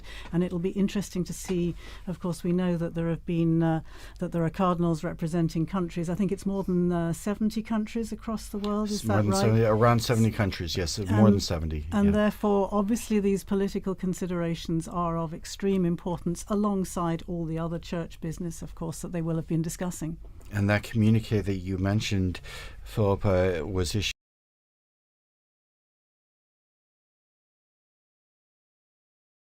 இன்னைக்கு நாம ஒரு ரொம்பவே பழமையான ஆனா அதே சமயம் மர்மமான ஒரு விஷயத்தை பத்தி பார்க்க போறோம். சொல்லுங்க. புதிய போப்பாண்டவரை எப்படி தேர்ந்தெடுக்கறாங்க? அந்த கான்க்ளேவ் அப்படின்ற சடங்கு. ஆமா, கான்க்ளேவ். இதோட முக்கிய அம்சங்களை நீங்க புரிஞ்சுக்கணும்ன்றது தான் எங்களோட நோக்கம். கண்டிப்பா. இந்த முழு செயல்முறையும் ஆரம்பிக்கிறதுக்கு முன்னாடி ஒரு நிலை இருக்கு. அதுக்கு பேரு செடே வகாண்டே. செடே வகாண்டே அப்படின்னா அது லத்தீன்ல சிம்மாசனம் காலியாக உள்ள நேரம் அப்படின்னு அர்த்தம். அதாவது போப் இறந்துட்டாலோ இல்ல பதவி விலகிட்டாலோ இந்த நிலை உருவாகும். ஓ சரி சரி. இது திருச்சபைக்கு ஒரு முக்கியமான இடைப்பட்ட காலம் இல்லையா? ஆமாம். அந்த நேரத்துல தான் கார்டினால்கள் கல்லூரி, அதாவது காலேஜ் ஆஃப் கார்டினல்ஸ் உள்ள வருவாங்க. அவங்க தான் உயர்நிலை மதகுருமார்கள் உலகம் முழுவதிலும் இருந்து வத்திக்கானுக்கு ஆமா புதிய போப்பை தேர்ந்தெடுக்கிற வேலையை ஆரம்பிப்பாங்க. சரி, இந்த கான்க்ளேவ் அப்படின்ற பேருக்கு என்ன அர்த்தம்? கான்க்ளேவ் இதுவும் லத்தீன்ல இருந்து வந்ததுதான். கும்க்ளாவே. கும்க்ளாவே. ஆமா, அப்படின்னா சாவி போட்டு பூட்டியதுன்னு அர்த்தம். பூட்டப்பட்ட அறைக்குள்ள இந்த தேர்வு நடக்கிறதால இந்த பேரு. ஓஹோ, பூட்டி வச்சிடுவாங்களா? கிட்டத்தட்ட அப்படிதான். இந்த முறை சுமார் 800 வருஷம் பழசு. 1200கள்ல ஆரம்பிச்சது. ஆச்சரியமா இருக்கு. சிஸ்டைன் சாப்பல்ல முதல் முறையா 1492ல நடந்திருக்கு. ஆமா, ஆனா 1878ல இருந்து பாத்தீங்கன்னா எல்லா கான்க்ளேவும் அங்கதான் நடக்குது. மைக்கலாஞ்சலோவோட அந்த புகைப்பெற்ற ஓவியங்கள் இருக்கிற இடத்துல. நிஜமாவே அந்த சூழலே ஒரு வித எப்படி சொல்றது அழுத்தத்தை கொடுக்கும் இல்லையா? கண்டிப்பா. அந்த அழுத்தத்தோட ரகசியமும் ரொம்ப ரொம்ப முக்கியம். ரொம்ப ரொம்ப முக்கியம். ரகசியமா எந்த அளவுக்கு? கான்க்ளேவ் ஆரம்பிக்கிறதுக்கு முன்னாடி அந்த சிஸ்டைன் சாப்பல் முழுசும் ஏதாவது ஒட்டு கேட்கும் கருவி இருக்கான்னு ஹைடெக்கா செக் பண்ணுவாங்க. அப்படியா? ஆமா. அது மட்டும் இல்ல, கர்தினால்கள் ரொம்ப கடுமையான ரகசிய காப்பு உறுதிமொழி எடுக்கணும். மீறினா திருச்சபையிலிருந்து நீக்கப்படுற அபாயம் கூட இருக்கு. அடேங்கப்பா, அப்போ அவங்க முழுசா வெளியுலகத்திலிருந்து துண்டிக்கப்படுவாங்க. ஆமா, துண்டிக்கப்பட்டுருவாங்க. போன், இன்டர்நெட், இமெயில் கூடவா? இதுவுமே கிடையாது. ராத்திரி அவங்க தங்குற இடத்துக்கு போறதை தவிர மத்த நேரங்களாம் சாப்பல்குள்ளதான். வெளியுலக தொடர்பு சுத்தமா இருக்காது. ஏன் அப்படி? இது வெளியில இருந்து எந்த விதமான தலையீடும் இல்லாம அவங்க முழுசா அந்த தேர்வுல கவனம் செலுத்தணும் அப்படின்றதுக்காக. இந்த காலத்துல இப்படி ஒரு ரகசியம் நம்பவே முடியல. உண்மைதான். சரி, உள்ள அவங்க எப்படி ஓட்டு போடுவாங்க? யார் ஓட்டு போடலாம்? இதுல 80 வயசுக்கு உட்பட்ட கர்தினால்கள் மட்டும்தான் ஓட்டு போட முடியும். சரி, யார போப்பா தேர்ந்தெடுக்கலாம்? அதுக்கு ஏதாவது விதி இருக்கா? கோட்பாட்டு ரீதியா பாத்தீங்கன்னா திருமுழுக்கு பெற்ற எந்த ஒரு கத்தோலிக்க ஆணும் போப்பாகலாம். அப்படியா? யார வேணா தேர்ந்தெடுக்கலாமா? ஆமா, ஆனா நடைமுறையில பல நூற்றாண்டுகளா கர்தினால்கள்ல ஒருத்தர் தான் தேர்ந்தெடுக்கப்படுறாரு. ஓ, அது ஒரு சுவாரஸ்யமான விதி. கடைசியா கர்தினால் இல்லாத ஒருத்தர் எப்பவாவது தேர்ந்தெடுக்கப்பட்டிருக்காரா? நல்ல கேள்வி. ரொம்ப காலத்துக்கு முன்னாடி, பல நூற்றாண்டுகளுக்கு முன்னாடி அப்படி நடந்திருக்கு. ஆனா இப்ப சமீப காலத்துல அது நடக்கல. அது ஒரு வரலாற்று சாத்தியமா இருக்கு, அவ்வளவுதான். சரி சரி. ஓட்டு எப்படி போடுவாங்க? எத்தனை தடவை? முத நாள்ல ஒரு வாக்கெடுப்பு நடக்கும். அதுக்கப்புறம் அடுத்தடுத்த நாட்கள்ல காலையில 2, மதியம் 2ன்னு மொத்தம் 4 சுற்று வாக்கெடுப்பு நடக்கும். எது வரைக்கும்? 3/2 பங்கு பெரும்பான்மை கிடைச்சி ஒரு புதிய போப்பு தேர்ந்தெடுக்கப்படுற வரைக்கும் இது தொடரும். ஓஹோ, சமீபத்து தேர்தல்கள்லாம் எவ்வளவு நாள் ஆச்சு? இப்ப இருக்கிற போப் பிரான்சிஸை தேர்ந்தெடுக்க 5 சுற்று தேவைப்பட்டது. 5 சுற்றா? ஆமா. போப் பெனடிக்டுக்கு 4 சுற்று, போப் ஜான் பால் 2க்கு 8 சுற்றாச்சு. அது 2 நாள் நடந்தது. ஓ, ஒவ்வொரு வாக்கும் முக்கியம் போல. அந்த ஓட்டுச்சீட்டு எப்படி இருக்கும்? அது ஒரு சின்ன செவ்வக அட்டை மாதிரி இருக்கும். அதுல லத்தீன்ல எலிகோ இன் சுமம் பாண்டிஃபிக்ஸம் அப்படின்னு எழுதியிருக்கும். அப்படின்னா நான் இவரை உன்னத போப்பாண்டவராக தேர்ந்தெடுக்கிறேன்னு அர்த்தம். கீழே அவங்க தேர்ந்தெடுக்கிறவரோட பேரை எழுத இடம் இருக்கும். வாக்குகள் அனாமதேயமா இருக்கும். சரி, அந்த ஓட்டெல்லாம் போட்ட பிறகு என்ன செய்வாங்க? எல்லா ஓட்டையும் ஒரு கலசத்துல போட்டு முதல்ல எண்ணுவாங்க. அப்புறம் ஒவ்வொரு ஓட்டையும் எடுத்து சத்தமா வாசிப்பாங்க. இது முடிஞ்ச பிறகுதான் அந்த புகழ்பெற்ற நிகழ்வு நடக்கும். ஆமா, புகை சிக்னல்கள். உலகத்துக்கே அந்த வாக்கெடுப்போட முடிவு எப்படி இருக்குன்னு சொல்ற ஒரே வழி அதுதானே? கரெக்ட். அந்த ஓட்டுச்சீட்டுகள், குறிப்புகள் எல்லாத்தையும் ஒரு அடுப்புல போட்டு எரிப்பாங்க. எரிச்சிடுவாங்களா? ஆமா, அந்த அடுப்போட புகை போக்கி சிஸ்டீன் ஷேப்ல கூரைக்கு மேல தெரியும். அதுல இருந்து வர புகையோட நிறம் தான் செய்தி. கருப்பு புகை வந்தா? கருப்பு புகைனா இன்னும் முடிவு எட்டப்படல, இன்னும் ஒரு மனதான தேர்வு நடக்கல, அடுத்த சுற்றுக்கு போறாங்கன்னு அர்த்தம். ஆனா வெள்ளை புகை வந்துட்டா?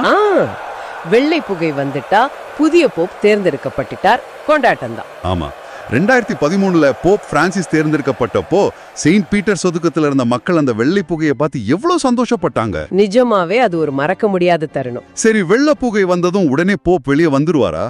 இல்ல, கொஞ்ச நேரம் ஆகும்.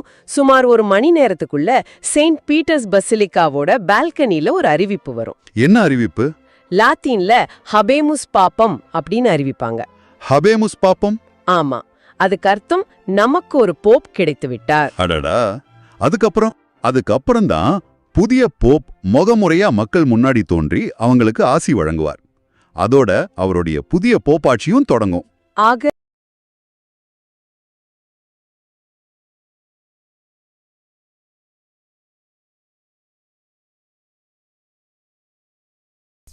the Pope's appeal is a concrete reality. One of the surprising things, people come to Rome, they find out it's a city with 2 sets of embassies, that there's embassies to the Republic of Italy and there's embassies to the Holy See. And the Holy See has diplomatic relations with an immense number of countries, including countries that are at utter loggerheads with one another. And so that in situations of war, in situations of conflict, nations can come to the Vatican and use the diplomatic service in order to exchange messages of peace, in order to exchange messages offering ceasefire. And so it's very important to remember the work of nuncios, of the special envoys, when the Pope sent Cardinal Zuppi to Ukraine as a special envoy for peace, that this is something the Catholic Church is very good at and can be a force for helping to establish lasting peace in these troubled areas. As you said, Don, that's something that the Church can do where you can speak with both parties as, if not exactly a neutral party, but at least something that's a little taking a step back, where you can't talk to one another, but you can talk to someone else. We saw that with the Second World War and some of the tremendous work of the Department of State. We also have seen with the Secretary of State, one of the big issues is the plight of displaced persons, and that was a big work of Vatican Radio in its early history. Linda Philippa, maybe you could speak about that role of the Holy See in the humanitarian work of the role of Vatican Radio in the humanitarian work of the Holy See. Well, I think you're probably referring to the Second World War, right? Especially, yes. When the radio started a service announcing the names of prisoners of war, in order that people could tune in and hear whether their husbands, their fathers, their brothers were in these prisoner of war camps following the Second World War, and that was, as I say, way back after the Second World War. But of course, if you're talking about the plight of displaced Christ. People then, much more recently during this past decade, of course, we think of how significant an issue, I would say a top priority this was for Pope Francis. Hard to forget that the first place he chose to visit after his election was the tiny island of Lampedusa down to the south of Italy here. Why? Because he wanted to remember all the people, all the many, many, many people who have lost their lives trying to flee their countries, trying to get to safety and security for their families, and losing their lives in the Mediterranean in these terrible flimsy boats that just capsize. And so these kind of, again, the image of him throwing that those flowers into the wreaths of flowers into the sea from the boat to remember the people who'd lost their lives there, and then speaking with other migrants who had successfully arrived in Lampedusa on that first visit. It was a theme that he started out that way, and he continued to do that all the way through his pontificate, to remember migrants and refugees and people seeking peace, seeking safety, seeking decent standards of living. It really was a top priority for him, I think. And he did that in the company of the ecumenical patriarch, if I'm not mistaken. I think Bartholomew was on that boat with him. Bartholomew went to the refugee camp in Lesbos. Right, I think you're thinking of the time he visited there when he went on a trip to Greece, and he travelled there with, Patriarch Bartholomew, for whom also this is a priority. And it was, again, a moving occasion to talk to many of these men, women and children who had risked everything to cross the sea to try and get to safety. And meeting with refugees in the camp there was another very significant moment. But also here in the Vatican, you remember, he invited families. He had families come over here with the help of the St. Egidio community. The Humanitarian Corridors. The Humanitarian Corridors program. There was an awful lot of work went on together with the Dicastery for Integral Human Development and the Refugee Department there, and all the work that's been done, particularly during this past decade, I would say, is extremely significant.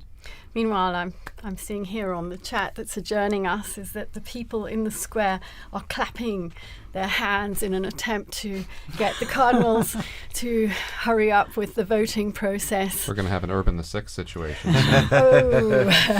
They've been in there for a couple of hours now, haven't they? They have been, they've been waiting out there.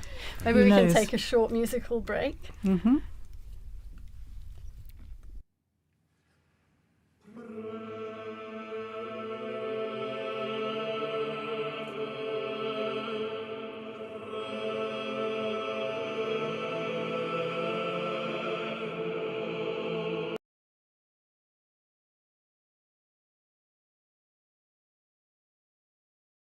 நாம ஒரு ரொம்பவே பழமையான ஆனா அதே சமயம் மர்மமான ஒரு விஷயத்தை பத்தி பார்க்க போறோம்.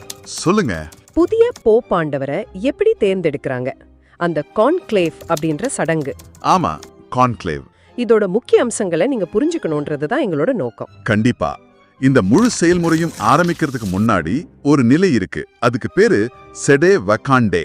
செடே வகாண்டே அப்படின்னா அது லத்தீன்ல சிம்மாசனம் காலியாக உள்ள நேரம் அப்படின்னு அர்த்தம். அதாவது போப் இறந்துட்டாலோ இல்ல பதவி விலகிட்டாலோ இந்த நிலை உருவாகும். ஓ, சரி சரி. இது திருச்சபைக்கு ஒரு முக்கியமான இடைப்பட்ட காலம் இல்லையா? ஆமாம். அந்த நேரத்துல தான் கார்டினால்கள் கல்லூரி, அதாவது காலேஜ் ஆஃப் கார்டினல்ஸ் உள்ள வருவாங்க. அவங்க தான் உயர்நிலை மதகுருமார்கள் உலகம் முழுவதிலும் இருந்து வத்திக்கானுக்கு ஆமா, புதிய போப்பை தேர்ந்தெடுக்கிற வேலையை ஆரம்பிப்பாங்க. சரி, இந்த கான்க்ளேவ் அப்படின்ற பேருக்கு என்ன அர்த்தம்? கான்க்ளேவ் இதுவும் லத்தீன்ல இருந்து வந்ததுதான். கும் கிளாவே. கும் கிளாவே.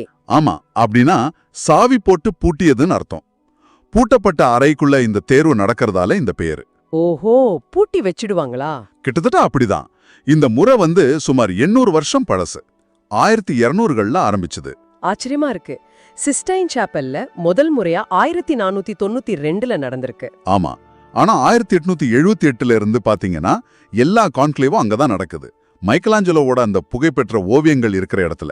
நிஜமாவே அந்த சூழலே ஒரு வித எப்படி சொல்றது அழுத்தத்தை கொடுக்கும் இல்லையா? கண்டிப்பா.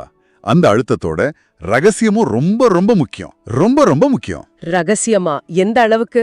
கான்க்ளேவ் ஆரம்பிக்கிறதுக்கு முன்னாடி அந்த சிஸ்டைன் சாப்பல் முழுசும் ஏதாவது ஒட்டு கேட்கும் கருவி இருக்கான்னு ஹைடெக்கா செக் பண்ணுவாங்க. அப்படியா? ஆமா. அது மட்டும் இல்ல, கர்தினால்கள் ரொம்ப கடுமையான ரகசிய காப்பு உறுதிமொழி எடுக்கணும். மீறினா திருச்சபையிலிருந்து நீக்கப்படுற அபாயம் கூட இருக்கு. அடேங்கப்பா, அப்போ அவங்க முழுசா வெளியுலகத்திலிருந்து துண்டிக்கப்படுவாங்க. ஆமா, துண்டிக்கப்பட்டுருவாங்க. போன், இன்டர்நெட், இமெயில் கூடவா? இதுவுமே கிடையாது. ராத்திரி அவங்க தங்குற இடத்துக்கு போறதை தவிர மத்த நேரங்கள்லாம் சாப்பலுக்குள்ளதான். வெளியுலக தொடர்பு சுத்தமா இருக்காது. ஏன் அப்படி? இது வெளியில இருந்து எந்த விதமான தலையீடும் இல்லாம அவங்க முழுசா அந்த தேர்வுல கவனம் செலுத்தணும் அப்படின்றதுக்காக. இந்த காலத்துல இப்படி ஒரு ரகசியம் நம்பவே முடியல. உண்மைதான். சரி, உள்ள அவங்க எப்படி ஓட்டு போடுவாங்க? யார் ஓட்டு போடலாம்? இதுல 80 வயசுக்கு உட்பட்ட கர்தினால்கள் மட்டும்தான் ஓட்டு போட முடியும். சரி, யார போப்பா தேர்ந்தெடுக்கலாம்? அதுக்கு ஏதாவது விதி இருக்கா? கோட்பாட்டு ரீதியா பாத்தீங்கன்னா திருமுழுக்கு பெற்ற எந்த ஒரு கத்தோலிக்க ஆணும் போப்பாகலாம். அப்படியா? யார வேணா தேர்ந்தெடுக்கலாமா? ஆமா, ஆனா நடைமுறையில பல நூற்றாண்டுகளா கர்தினால்கள்ல ஒருத்தர் தான் தேர்ந்தெடுக்கப்படுறாரு. ஓ, அது ஒரு சுவாரஸ்யமான விதி. கடைசியா கர்தினால் இல்லாத ஒருத்தர் எப்பவாவது தேர்ந்தெடுக்கப்பட்டிருக்காரா? நல்ல கேள்வி. ரொம்ப காலத்துக்கு முன்னாடி, பல நூற்றாண்டுகளுக்கு முன்னாடி அப்படி நடந்திருக்கு. ஆனா இப்ப சமீப காலத்துல அது நடக்கல. அது ஒரு வரலாற்று சாத்தியமா இருக்கு, அவ்வளவுதான். சரி சரி. ஓட்டு எப்படி போடுவாங்க? எத்தனை தடவை? முத நாள்ல ஒரு வாக்கெடுப்பு நடக்கும். அதுக்கப்புறம் அடுத்தடுத்த நாட்கள்ல காலையில 2, மதியம் 2ன்னு மொத்தம் 4 சுற்று வாக்கெடுப்பு நடக்கும். எது வரைக்கும்? 3/2 பங்கு பெரும்பான்மை கிடைச்சி ஒரு புதிய போப்பு தேர்ந்தெடுக்கப்படுற வரைக்கும் இது தொடரும். ஓஹோ, சமீபத்து தேர்தல்கள்லாம் எவ்வளவு நாள் ஆச்சு? இப்ப இருக்கிற போப் பிரான்சிஸ தேர்ந்தெடுக்க 5 சுற்று தேவைப்பட்டது. 5 சுற்றா? ஆமா. போப் பெனடிக்டுக்கு 4 சுற்று. போப் ஜான் பால் 2க்கு 8 சுற்றாச்சு. அது 2 நாள் நடந்தது. ஓ, ஒவ்வொரு வாக்கும் முக்கியம் போல. அந்த ஓட்டுச்சீட்டு எப்படி இருக்கும்? அது ஒரு சின்ன செவ்வக அட்டை மாதிரி இருக்கும். அதுல லத்தீன்ல எலிகோ இன் சுமம் பாண்டிஃபிக்ஸம் அப்படின்னு எழுதியிருக்கும். அப்படின்னா? நான் இவரை உன்னத போப்பாண்டவராக தேர்ந்தெடுக்கிறேன்னு அர்த்தம். கீழே அவங்க தேர்ந்தெடுக்கிறவரோட பேரை எழுத இடம் இருக்கும். வாக்குகள் அனாமதேயமா இருக்கும். சரி, அந்த ஓட்டெல்லாம் போட்ட பிறகு என்ன செய்வாங்க? எல்லா ஓட்டையும் ஒரு கலசத்துல போட்டு முதல்ல எண்ணுவாங்க. அப்புறம் ஒவ்வொரு ஓட்டையும் எடுத்து சத்தமா வாசிப்பாங்க. இது முடிஞ்ச பிறகுதான் அந்த புகழ்பெற்ற நிகழ்வு நடக்கும். ஆமா, புகை சிக்னல்கள். உலகத்துக்கே அந்த வாக்கெடுப்போட முடிவு எப்படி இருக்குன்னு சொல்ற ஒரே வழி அதுதானே? கரெக்ட். அந்த ஓட்டுச்சீட்டுகள், குறிப்புகள் எல்லாத்தையும் ஒரு அடுப்புல போட்டு எரிப்பாங்க. எரிச்சிடுவாங்களா? ஆமா, அந்த அடுப்போட புகை போக்கி சிஸ்டீன் ஷேப்ல கூட கூரைக்கு மேல தெரியும். அதுல இருந்து வர புகையோட நிறம் தான் செய்தி. கருப்பு புகை வந்தா? கருப்பு புகைனா இன்னும் முடிவு எட்டப்படல, இன்னும் ஒரு மனதான தேர்வு நடக்கல, அடுத்த சுற்றுக்கு போறாங்கன்னு அர்த்தம். ஆனா வெள்ளை புகை வந்துட்டா? வெள்ளை புகை வந்துட்டா புதிய போப் தேர்ந்தெடுக்கப்பட்டார், கொண்டாட்டம் தான். ஆமா, 2013 போப் பிரான்சிஸ் தேர்ந்தெடுக்கப்பட்டப்போ செயின்ட் பீட்டர்ஸ் ஒதுக்கத்துல இருந்த மக்கள் அந்த வெள்ளை புகையை பார்த்து எவ்வளவு சந்தோஷப்பட்டாங்க. நிஜமாவே அது ஒரு மறக்க முடியாத தருணம். சரி, வெள்ளை புகை வந்ததும் உடனே போப் வெளியே வந்துருவாரா? இல்ல, கொஞ்ச நேரம் ஆகும். சுமார் 1 மணி நேரத்துக்குள்ள செயின்ட் பீட்டர்ஸ் பசிலிக்காவோட பால்கனில ஒரு அறிவிப்பு வரும். என்ன அறிவிப்பு? லாத்தீன்ல ஹபேமுஸ் பாப்பம் அப்படின்னு அறிவிப்பாங்க. ஹபேமுஸ் பாப்பம்? ஆமா, அதுக்கு அர்த்தம் நமக்கு ஒரு போப் கிடைத்து விட்டார். அடடா. அதுக்கப்புறம் தான் புதிய போப் முகமுறையா மக்கள் முன்னாடி தோன்றி அவங்களுக்கு ஆசி வழங்குவார். அதோட அவருடைய புதிய போப்பாட்சியும் தொடங்கும். ஆக இந்த கான்க்ளேவ் என்றது ஒரு பழமையான சடங்கு. அதோட அந்த தீவிரமான ரகசியம், உலகத்திலேந்து வர கார்டினால்கள், அந்த சிக்கலான வாக்களிப்பு முறை, அப்புறம் அந்த புகை சிக்னல்கள், கடைசி அறிவிப்பு, இது எல்லாமே சேர்ந்துதான் இந்த ரொம்ப தனித்துவமான தேர்வு முறையை உருவாக்குது. மிகச்சரியா சொன்னீங்க. பல நூற்றாண்டுகளா காப்பாத்தப்பட்டு வர்ற ஒரு பாரம்பரியம் இது. இப்போ நீங்க கேக்குறவங்களுக்காக ஒரு சின்ன சிந்தனை. சொல்லுங்க. இவ்வளவு பழமையான, இவ்வளவு ரகசியமான முறையில தேர்ந்தெடுக்கப்படுற ஒரு தலைவர், அவர் இந்த நவீன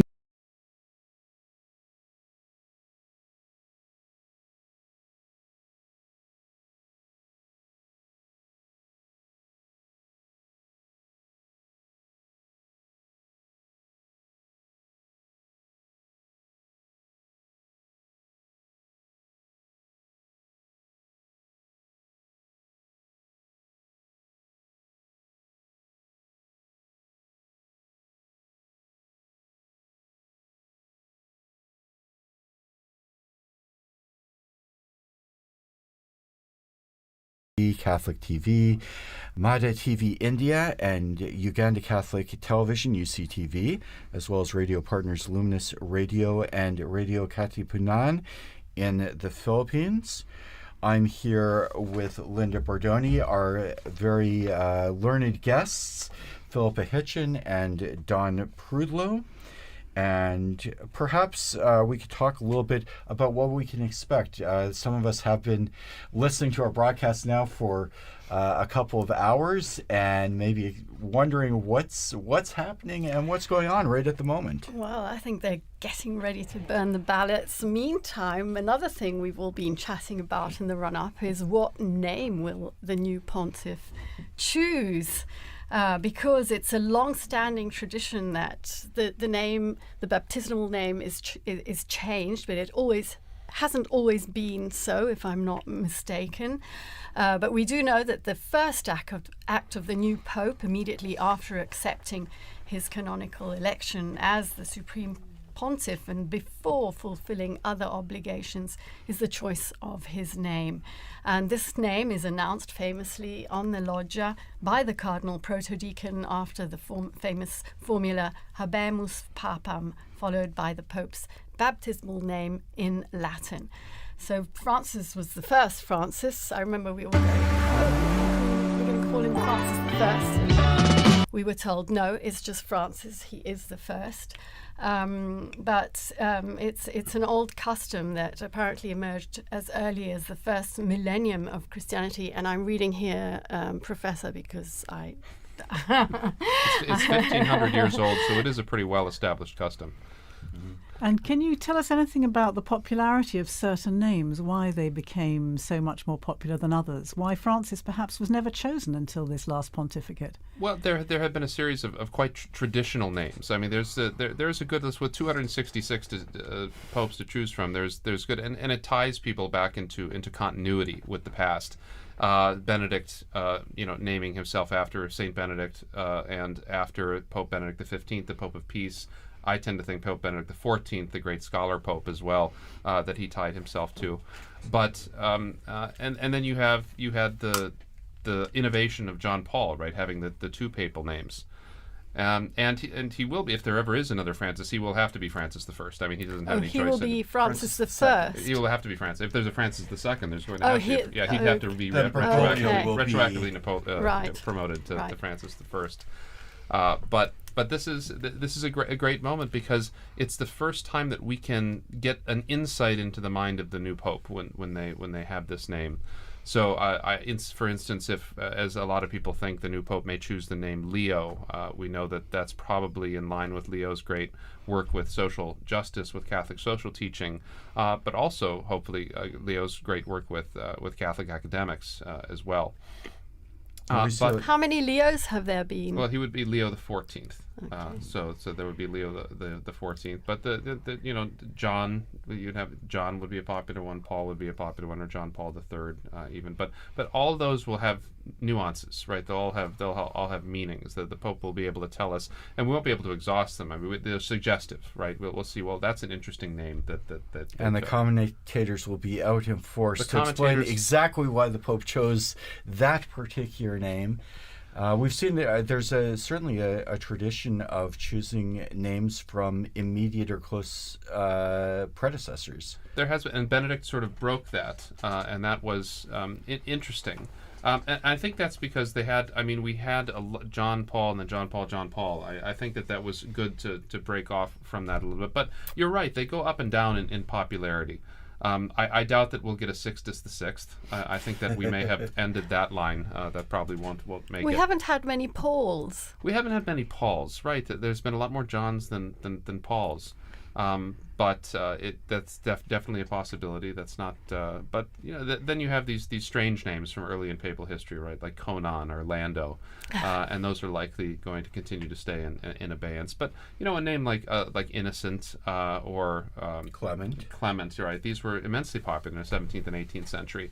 And they tied them back to those great histories with those names too. I mean, John's was kind of a surprise because there had not been very many creditable Johns in papal history, and so it was kind of a surprise, particularly. And there was controversy even about his numbering because one of the anti-popes of Avignon was John the 23rd.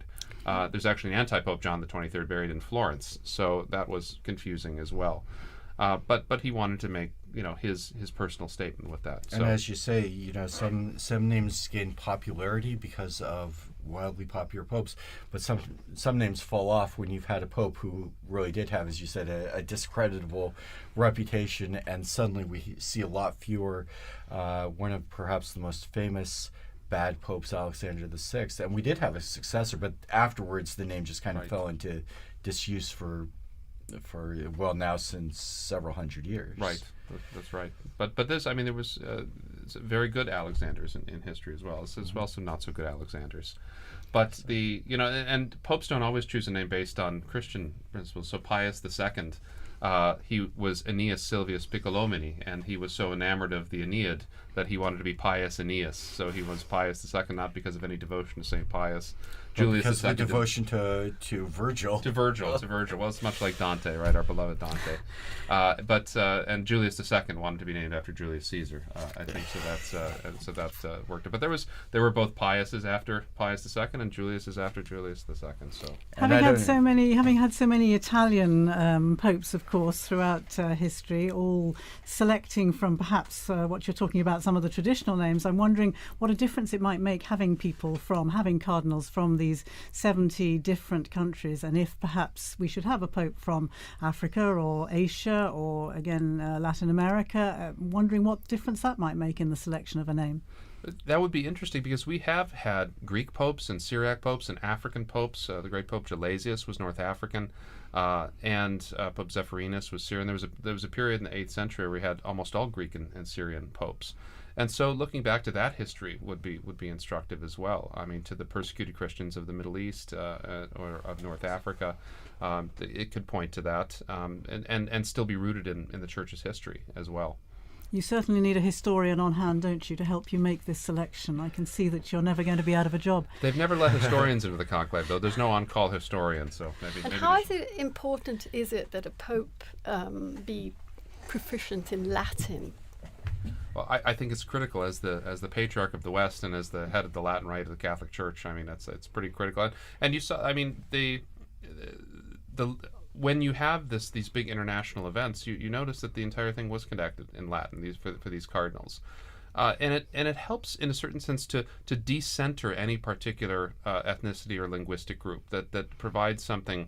Of that common unity that when the liturgy used to be in one language, that did provide that commonality throughout the world, but still today provides it at these really critical moments, so that when all Christians come together in Rome to celebrate Mass with the Pope, that they can sing the Pater Noster in one language.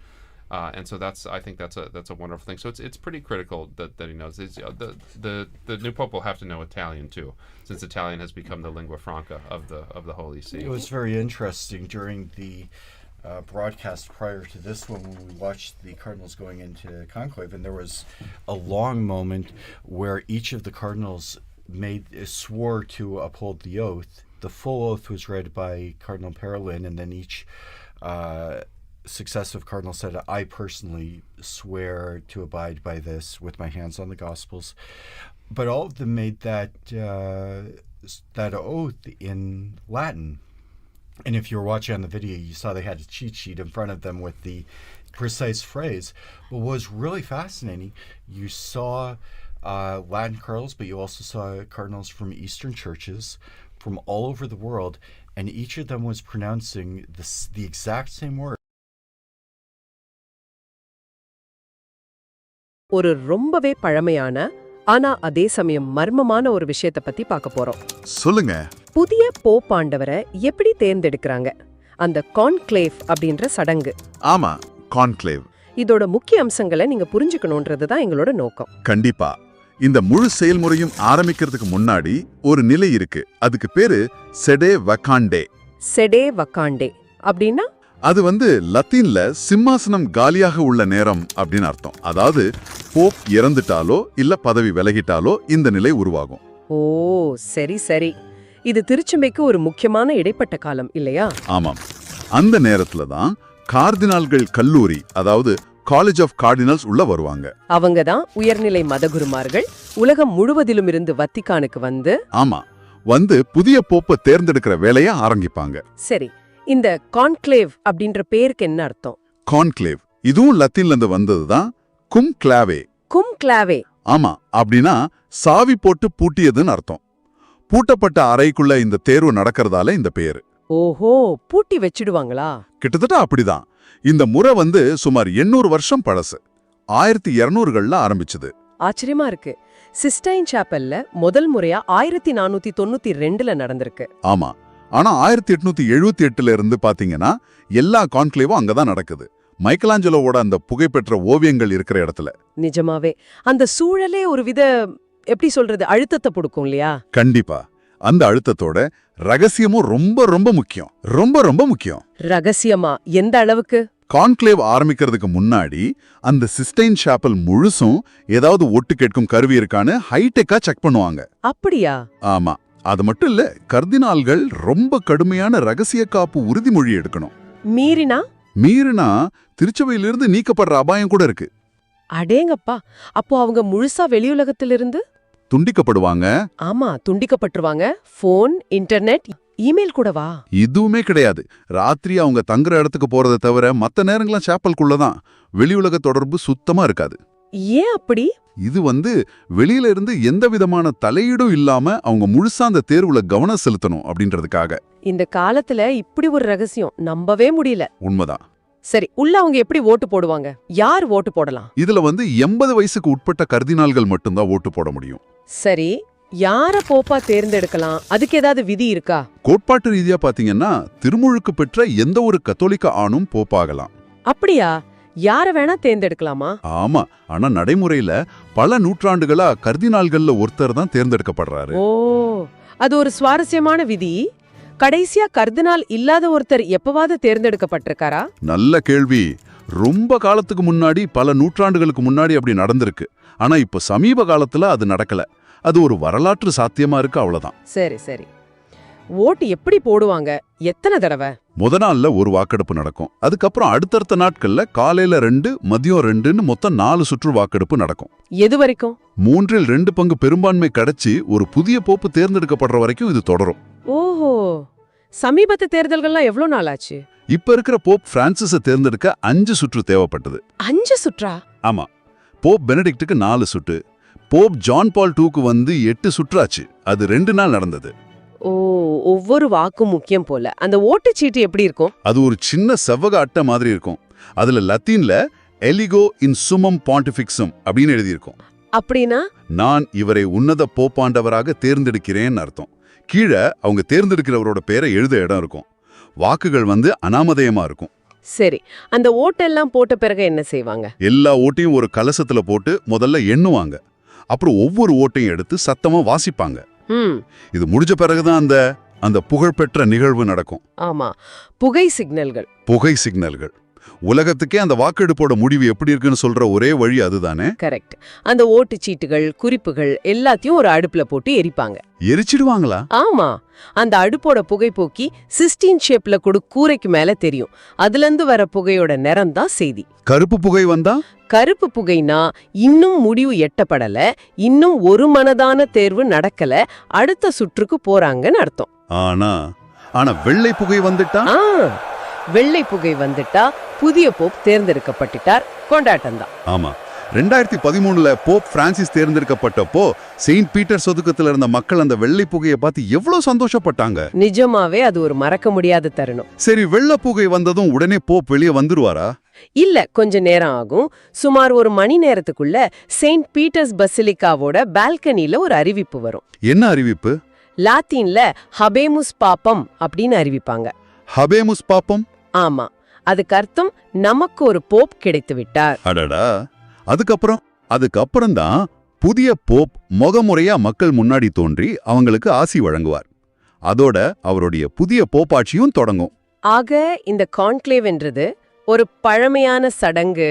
அதோட அந்த தீவிரமான ரகசியம், உலகத்திலேந்து வர கார்டினால்கள், அந்த சிக்கலான வாக்களிப்பு முறை, அப்புறம் அந்த புகை சிக்னல்கள், கடைசி அறிவிப்பு, இது எல்லாமே சேர்ந்துதான் இந்த ரொம்ப தனித்துவமான தேர்வு முறையை உருவாக்குது. மிகச்சரியா சொன்னீங்க. பல நூற்றாண்டுகளா காப்பாத்தப்பட்டு வர்ற ஒரு பாரம்பரியம் இது. இப்போ நீங்க கேக்குறவங்களுக்காக ஒரு சின்ன சிந்தனை. சொல்லுங்க. இவ்வளவு பழமையான, இவ்வளவு ரகசியமான முறையில தேர்ந்தெடுக்கப்படுற ஒரு தலைவர், அவர் இந்த நவீன இவ்வளவு வேகமா மாறி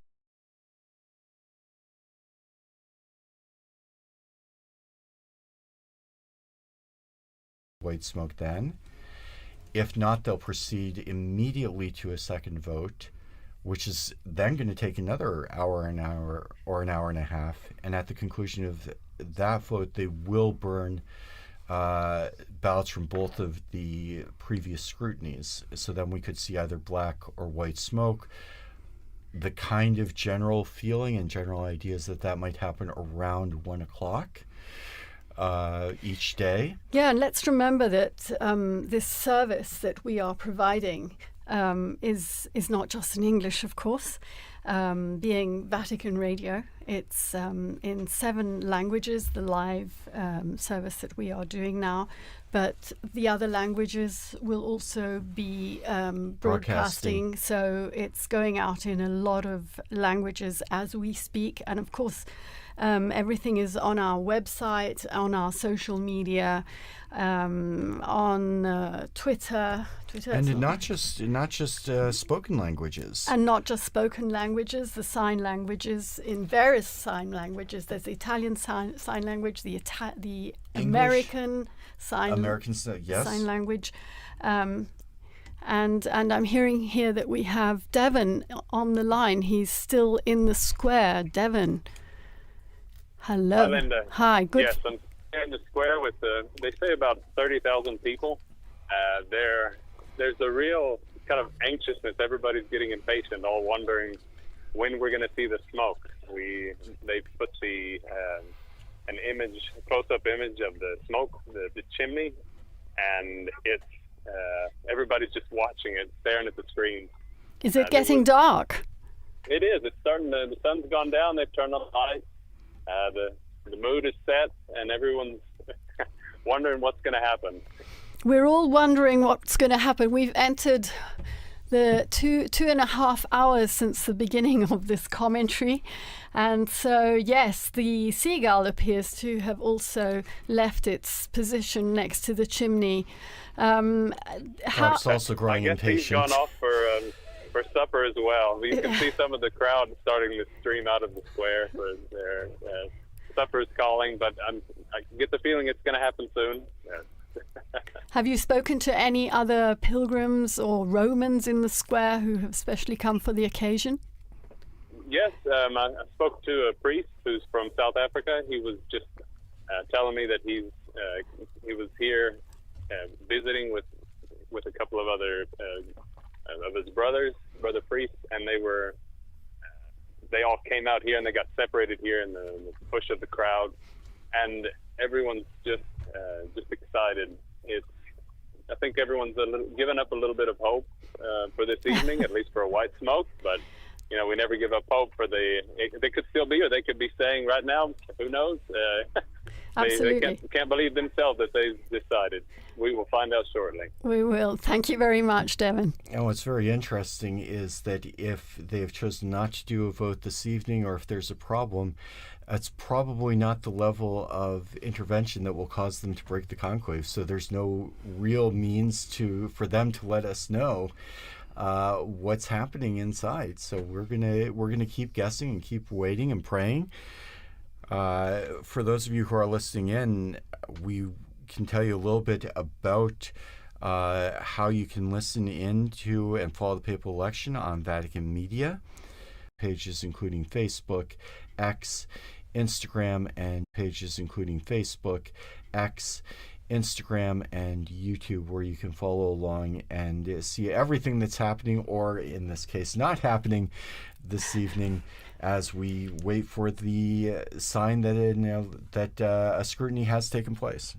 You're talking about social media, you're talking about the radio broadcasts. Of course, the Osservatore Romano, the Vatican newspaper, is also waiting anxiously for the results of this papal election. If I remember rightly, they produce a special edition, remember rightly. Yes. And almost as soon as the announcement is made on the balcony, the presses start rolling, or at least the copy editors start putting out this edition so that it can be distributed free, I think, in St. Peter's Square to people as soon after the event. As was the one that marked the passing of Pope Francis.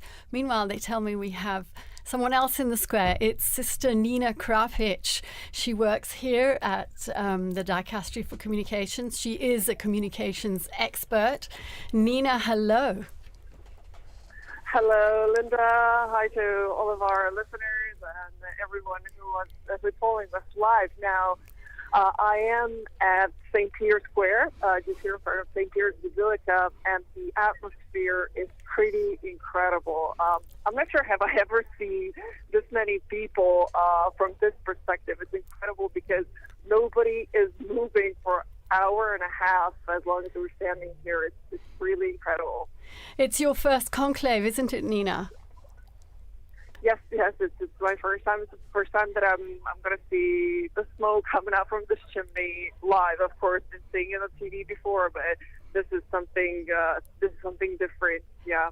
You are an expert in communications, but not only in social media communications. How do you think Generation X, the millennials, are following this conclave? Sorry, you didn't hear how do you think the last part of the question? I was speaking about social media, which is very much your field, and getting the message out to the younger generations. How are they following this conclave? What kind of interest have you been perceiving from them? You are very young yourself, Nina.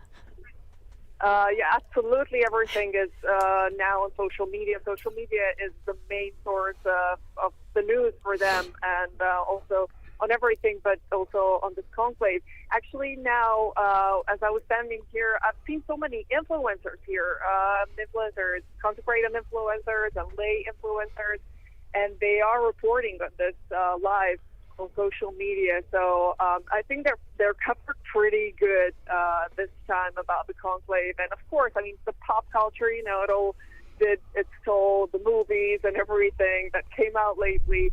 So I think maybe, research should be done, but it's probably the first time that even young people are very informed on the conclave, on the process of conclave, because everything is so accessible now. Well, you know how we knew that you were there, Nina? Leo, my son Leo, saw you on Instagram in the square. Of course, because of course I posted something. We were all making videos here and just moving around here because it's pretty incredible, because we all expected it around 7, and so I'm listening to people around and they're like, "Should we go?" Right. God knows if the chimney's broken. No. So actually, no one is moving, and we're just looking at that chimney. And my friend said, "Now, are you aware, Nina, that we're looking at a chimney for an hour and a half?" I was like, yeah. A chimney and a seagull, yes. Yeah. So, yeah, pretty incredible. Thank you, and Nina. We hope it's going to answer. Yeah. Yes. Thank you, and we'll be speaking to you again. Yeah, absolutely. Of course. Okay. Thank you for calling me. Thank you. Bye-bye. Bye-bye. So that was Nina Krapic. She knows all about influencers, and the dicastery that has understood very profoundly that it has to move with the times if it wants to keep up with the world, and has brought her in to study the role of influencers in communication and to talk to gatherings. She goes to speak at conferences about the church and communications with a very new voice. You need a dicastery of influencing. Interesting, though, that what we think of as the generation that likes everything instantly, that people should be standing there for an hour and a half, 2.5 hours now, watching a chimney without anything happening at all. So quite a turnout for the books, and interesting to see the reaction. Will people not be so interested over the coming days, or will that simply increase the tension and increase the interest? We'll have to see tomorrow what happens. Francesca's telling me the numbers have gone up. There are 45,000 people in the square at 20:35. That's 25 to 9 local time here in Rome. Well, it's still mercifully before Italian dinner time, but it's well past American dinner time. You were giving us the timeline, Chris, earlier on. Tomorrow in the morning, as you say, the cardinals go in. They have 2 votes in the morning. Then they break for lunch, don't they? They do have a break in the afternoon. They will, after the second vote, if a first vote is not conclusive, they'll go immediately to the second vote. Then they do have some time. They'll have their lunch. There will be more prayers. Of course, each session of the voting in the Sistine Chapel is marked by prayer, especially to the Holy Spirit. We can take a look at some of the prayers that we saw today for the opening of the conclave. And then the expectation is, Don was just talking about Roman meal times, but time for a long lunch or a nap, and then they'll be back in the Sistine Chapel. Always in the seclusion of Santa Marta. Always in the seclusion of Santa Marta.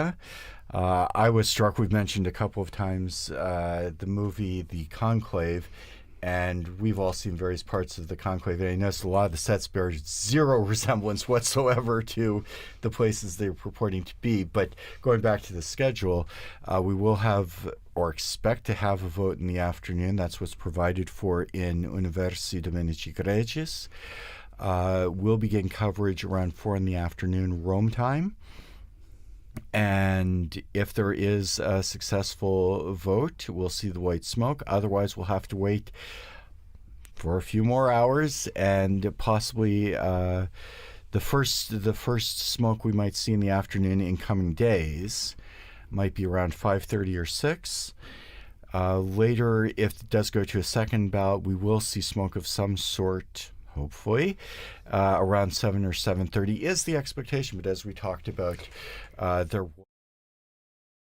ஒரு ரொம்பவே பழமையான ஆனா அதே சமயம் மர்மமான ஒரு விஷயத்தை பத்தி பார்க்க போறோம். சொல்லுங்க. புதிய போப்பாண்டவரை எப்படி தேர்ந்தெடுக்கறாங்க? அந்த கான்க்ளேவ் அப்படின்ற சடங்கு. ஆமா, கான்க்ளேவ். இதோட முக்கிய அம்சங்களை நீங்க புரிஞ்சுக்கணும்ன்றது தான் எங்களோட நோக்கம். கண்டிப்பா. இந்த முழு செயல்முறையும் ஆரம்பிக்கிறதுக்கு முன்னாடி ஒரு நிலை இருக்கு. அதுக்கு பேரு செடே வகாண்டே.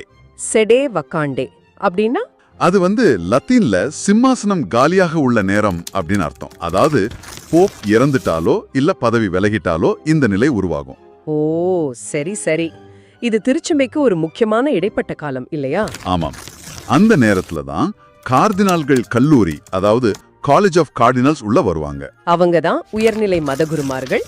உலகம் முழுவதிலும் இருந்து வத்திக்கானுக்கு ஆமா, புதிய போப்பை தேர்ந்தெடுக்கிற வேலையை ஆரம்பிப்பாங்க. சரி, இந்த கான்க்ளேவ் அப்படின்ற பேருக்கு என்ன அர்த்தம்? கான்க்ளேவ் இதுவும் லத்தீன்ல இருந்து வந்ததுதான். கும் கிளாவே. கும் கிளாவே. ஆமா, அப்படின்னா சாவி போட்டு பூட்டியதுன்னு அர்த்தம். பூட்டப்பட்ட அறைக்குள்ள இந்த தேர்வு நடக்கிறதால இந்த பேரு. ஓஹோ, பூட்டி வச்சிடுவாங்களா? கிட்டத்தட்ட அப்படிதான். இந்த முறை சுமார் 800 வருஷம் பழசு. 1200கள்ல ஆரம்பிச்சது. ஆச்சரியமா இருக்கு. சிஸ்டைன் சாப்பல்ல முதல் முறையா 1492ல நடந்திருக்கு. ஆமா, ஆனா 1878ல இருந்து பாத்தீங்கன்னா எல்லா கான்க்ளேவும் அங்கதான் நடக்குது. மைக்கலாஞ்சலோவோட அந்த புகைப்பெற்ற ஓவியங்கள் இருக்கிற இடத்துல. நிஜமாவே அந்த சூழலே ஒரு வித, எப்படி சொல்றது, அழுத்தத்தை கொடுக்கும் இல்லையா? கண்டிப்பா. அந்த அழுத்தத்தோட ரகசியமும் ரொம்ப ரொம்ப முக்கியம். ரொம்ப ரொம்ப முக்கியம். ரகசியமா எந்த அளவுக்கு? கான்க்ளேவ் ஆரம்பிக்கிறதுக்கு முன்னாடி அந்த சிஸ்டைன் சாப்பல் முழுசும் ஏதாவது ஒட்டு கேட்கும் கருவி இருக்கான்னு ஹைடெக்கா செக் பண்ணுவாங்க. அப்படியா? ஆமா. அது மட்டும் இல்ல, கர்தினால்கள் ரொம்ப கடுமையான ரகசிய காப்பு உறுதிமொழி எடுக்கணும். மீறினா திருச்சபையிலிருந்து நீக்கப்படுற அபாயம் கூட இருக்கு. அடேங்கப்பா, அப்போ அவங்க முழுசா வெளியுலகத்திலிருந்து துண்டிக்கப்படுவாங்க. ஆமா, துண்டிக்கப்பட்டுருவாங்க. போன், இன்டர்நெட், இமெயில் கூடவா? இதுவுமே கிடையாது. ராத்திரி அவங்க தங்குற இடத்துக்கு போறதை தவிர மத்த நேரங்களும் சாப்பலுக்குள்ளதான். வெளியுலக தொடர்பு சுத்தமா இருக்காது. ஏன் அப்படி? இது வெளியில இருந்து எந்த விதமான தலையீடும் இல்லாம அவங்க முழுசா அந்த தேர்வுல கவனம் செலுத்தணும் அப்படின்றதுக்காக. இந்த காலத்துல இப்படி ஒரு ரகசியம் நம்பவே முடியல. உண்மைதான். சரி, உள்ள அவங்க எப்படி ஓட்டு போடுவாங்க?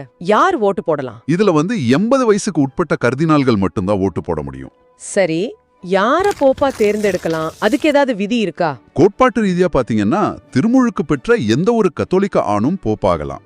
அப்படியா? யார வேணா தேர்ந்தெடுக்கலாமா? ஆமா, ஆனா நடைமுறையில பல நூற்றாண்டுகளா கர்தினால்கள்ல ஒருத்தர் தான் தேர்ந்தெடுக்கப்படுறாரு. ஓ, அது ஒரு சுவாரஸ்யமான விதி. கடைசியா கர்தினால் இல்லாத ஒருத்தர் எப்பவாவது தேர்ந்தெடுக்கப்பட்டிருக்காரா? நல்ல கேள்வி. ரொம்ப காலத்துக்கு முன்னாடி, பல நூற்றாண்டுகளுக்கு முன்னாடி அப்படி நடந்திருக்கு. ஆனா இப்ப சமீப காலத்துல அது நடக்கல. அது ஒரு வரலாற்று சாத்தியமா இருக்கு, அவ்வளவுதான். சரி சரி. ஓட்டு எப்படி போடுவாங்க? எத்தனை தடவை? முத நாள்ல ஒரு வாக்கெடுப்பு நடக்கும். அதுக்கப்புறம் அடுத்தடுத்த நாட்கள்ல காலையில 2, மதியம் 2ன்னு மொத்தம் 4 சுற்று வாக்கெடுப்பு நடக்கும். எது வரைக்கும்? 3/2 பங்கு பெரும்பான்மை கிடைச்சி ஒரு புதிய போப்பு தேர்ந்தெடுக்கப்படுற வரைக்கும் இது தொடரும். ஓஹோ, சமீபத்து தேர்தல்கள்லாம் எவ்வளவு நாள் ஆச்சு? இப்ப இருக்கிற போப் பிரான்சிஸை தேர்ந்தெடுக்க 5 சுற்று தேவைப்பட்டது. 5 சுற்றா? ஆமா. போப் பெனடிக்டுக்கு 4 சுற்று, போப் ஜான் பால் 2க்கு 8 சுற்றாச்சு. அது 2 நாள் நடந்தது. ஓ, ஒவ்வொரு வாக்கும் முக்கியம் போல. அந்த ஓட்டுச்சீட்டு எப்படி இருக்கும்? அது ஒரு சின்ன செவ்வக அட்டை மாதிரி இருக்கும். அதுல லத்தீன்ல எலிகோ இன் சுமம் பாண்டிஃபிக்ஸம் அப்படின்னு எழுதியிருக்கும். அப்படின்னா? நான் இவரை உன்னத போப்பாண்டவராக தேர்ந்தெடுக்கிறேன்னு அர்த்தம். கீழே அவங்க தேர்ந்தெடுக்கிறவரோட பேரை எழுத இடம் இருக்கும். வாக்குகள் அனாமதேயமா இருக்கும். சரி, அந்த ஓட்டெல்லாம் போட்ட பிறகு என்ன செய்வாங்க? எல்லா ஓட்டையும் ஒரு கலசத்துல போட்டு முதல்ல எண்ணுவாங்க. அப்புறம் ஒவ்வொரு ஓட்டையும் எடுத்து சத்தமா வாசிப்பாங்க. இது முடிஞ்ச பிறகுதான் அந்த புகழ்பெற்ற நிகழ்வு நடக்கும். ஆமா, புகை சிக்னல்கள். உலகத்துக்கே அந்த வாக்கெடுப்போட முடிவு எப்படி இருக்குன்னு சொல்ற ஒரே வழி அதுதானே? கரெக்ட். அந்த ஓட்டுச்சீட்டுகள், குறிப்புகள் எல்லாத்தையும் ஒரு அடுப்புல போட்டு எரிப்பாங்க. எரிச்சிடுவாங்களா? ஆமா, அந்த அடுப்போட புகை போக்கி சிஸ்டீன் ஷேப்ல கூட கூரைக்கு மேல தெரியும். அதுல இருந்து வர புகையோட நிறம் தான் செய்தி. கருப்பு புகை வந்தா? கருப்பு புகைனா இன்னும் முடிவு எட்டப்படல, இன்னும் ஒரு மனதான தேர்வு நடக்கல, அடுத்த சுற்றுக்கு போறாங்கன்னு அர்த்தம். ஆனா வெள்ளை புகை வந்துட்டா? வெள்ளை புகை வந்துட்டா புதிய போப் தேர்ந்தெடுக்கப்பட்டார், கொண்டாட்டம் தான். ஆமா, 2013ல போப் பிரான்சிஸ் தேர்ந்தெடுக்கப்பட்டப்போ செயின்ட் பீட்டர்ஸ் ஒதுக்கத்துல இருந்த மக்கள் அந்த வெள்ளை புகையை பார்த்து எவ்வளவு சந்தோஷப்பட்டாங்க. நிஜமாவே அது ஒரு மறக்க முடியாத தருணம். சரி, வெள்ளை புகை வந்ததும் உடனே போப் வெளியே வந்துருவாரா? இல்ல, கொஞ்ச நேரம் ஆகும். சுமார் 1 மணி நேரத்துக்குள்ள செயின்ட் பீட்டர்ஸ் பசிலிக்காவோட பால்கனில ஒரு அறிவிப்பு வரும். என்ன அறிவிப்பு? லாத்தீன்ல ஹபேமுஸ் பாப்பம் அப்படின்னு அறிவிப்பாங்க. ஹபேமுஸ் பாப்பம்? ஆமா, அதுக்கு அர்த்தம் நமக்கு ஒரு போப் கிடைத்து விட்டார். அடடா. அதுக்கப்புறம் தான் புதிய போப் முகமுறையா மக்கள் முன்னாடி தோன்றி அவங்களுக்கு ஆசி வழங்குவார். அதோட அவருடைய புதிய போப்பாட்சியும் தொடங்கும். ஆக இந்த கான்க்ளேவ் என்றது ஒரு பழமையான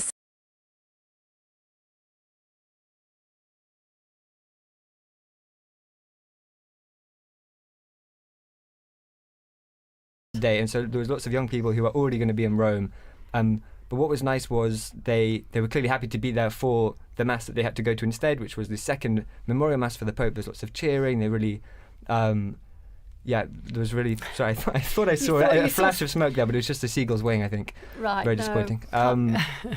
Yeah, so that was a really great opportunity. And then this morning too, that was the Missa pro Eligendo, so the mass for the election of the Pope, and it's basically this opportunity for the cardinals to come together, and together with the people of God, lots of ordinary Catholics and perhaps some non-Catholics gathered in the Basilica with them to pray and to invoke the Holy Spirit on this conclave process. So really nice. I did, to be honest,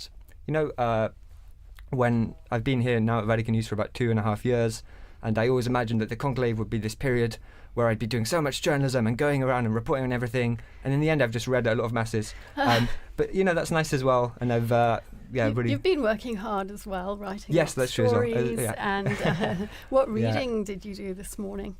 So it was a reading, putting me on the spot, it was from, I think, the prophet Isaiah, and really nice reading about, I think it's the one that has... The Spirit of the Lord is upon me. He has appointed me to preach the good word to the poor, something like that. So the kind of a reading coming out of this prophetic tradition in the Old Testament, and of course the readings are picked, I assume, with kind of the idea of reminding the cardinals of what they're looking for in a pope. So somebody who will have who will have the poor in mind. I think I'm getting the reading right. It's funny actually, when you're there reading, you're so focused on saying the words right that you're not even thinking about what it means. So I may have misremembered what the reading was. No, I think you're remembering rightly that it was focused on the characteristics that a new pope should hopefully have. So yeah, absolutely. Yeah. Joe is going to be in studio with us again in these coming days as we await the smoke, unless at this point it could be white. Who knows? Yeah, who knows? Who knows? But that's right. I'm going to be joining on Friday morning. If, of course, we could very well have a new pope by then, because by then there will have been there'll be 9 ballots between now and Friday morning. So there's 1 ballot this evening, and then there'll be 4 tomorrow. And so it's quite possible to have a new pope by Friday morning, but if not, you'll be able to listen to me and my wonderful colleague Francesca Merlo, who's producing today, but she'll be joining me in the studio on Friday morning. If we don't have a pope by then, who knows? Yes, thank you here to Francesca Merlo and to Mario Scatton, who are both working on the other side of the window here in this Vatican Radio studio. We've been talking a bit about all that's happened between the funeral and the general congregations leading up to this conclave. Perhaps we could just take a brief look at actually what happens. We've talked about the Pope coming out onto the balcony, the first acclamation by the people of Rome and so on. But then we have to look forward also to the installation, the inauguration of the new papal ministry. Perhaps we could talk a little bit about what happens then, remembering past occasions. It's usually about a week, isn't it, between the announcement, between the successful outcome of the conclave. Well, first of all, all the delegations that are going to be here in Rome for that ceremony have to get here. So it can't be immediately afterwards. There are some technical times that have to be respected. So even should the Pope be elected on Friday, it couldn't be on Sunday. It would just be too early. Although on Sunday he could probably do his first Angelus address. Yes, absolutely. And we have to remember that if he's a bishop already, and all the cardinals in there, and most of the cardinals are bishops, that he becomes Pope the moment he accepts. When the cardinal asks him, do you accept the canonical election as Roman pontiff? And he says, yes, he's the Pope. And so the installation mass is, it's not a formality, it's a very important moment that he inaugurates his Petrine ministry. But he becomes Pope with full authority at that moment. And then the inauguration, I remember being at the inauguration in 2013 and being up on the colonnade. That was a great privilege. I love doing that. And you see, because then you allow people just for the funeral too, like when they have the delay, you want the dignitaries to be able to come, and they will come. I mean, as we've seen it, I mean, the world pays attention to what happens in this city, and that's critical. But there's a whole set of ceremonies that go along with the new pope, right? That end and culminate really after the installation mass with the actual possessio, the taking possession of his cathedral at St. John Lateran, which I was also present for when Pope Francis took charge of his cathedral. And so this is a wonderful series of events that makes fuller the meaning of what's happening in the Sistine Chapel right now.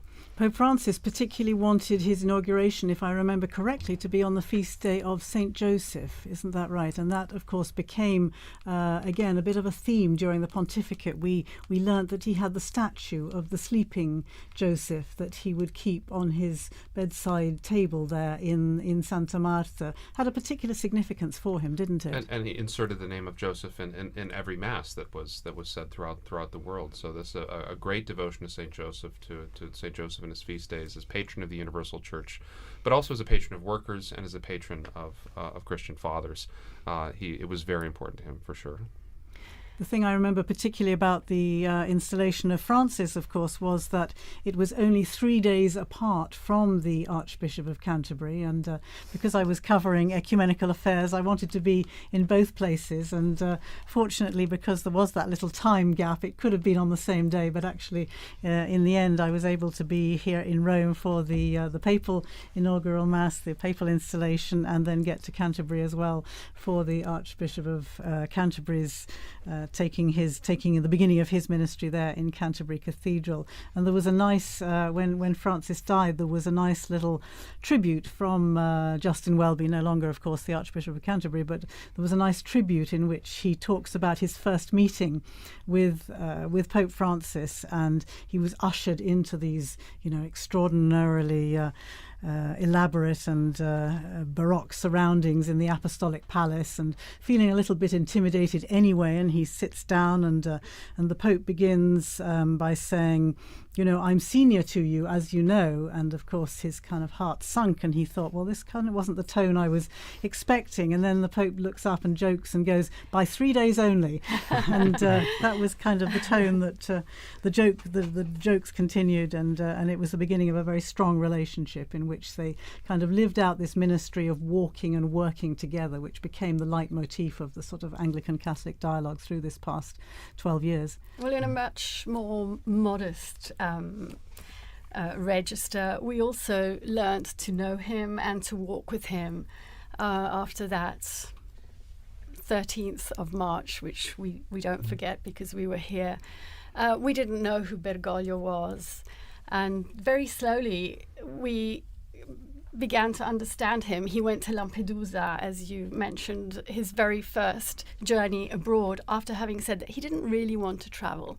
It wasn't his thing, but he went to Lampedusa because that issue was so important for him. And being there, he realized, he told us afterwards, he realized how important it was for the people to feel his closeness and to feel he was going to them.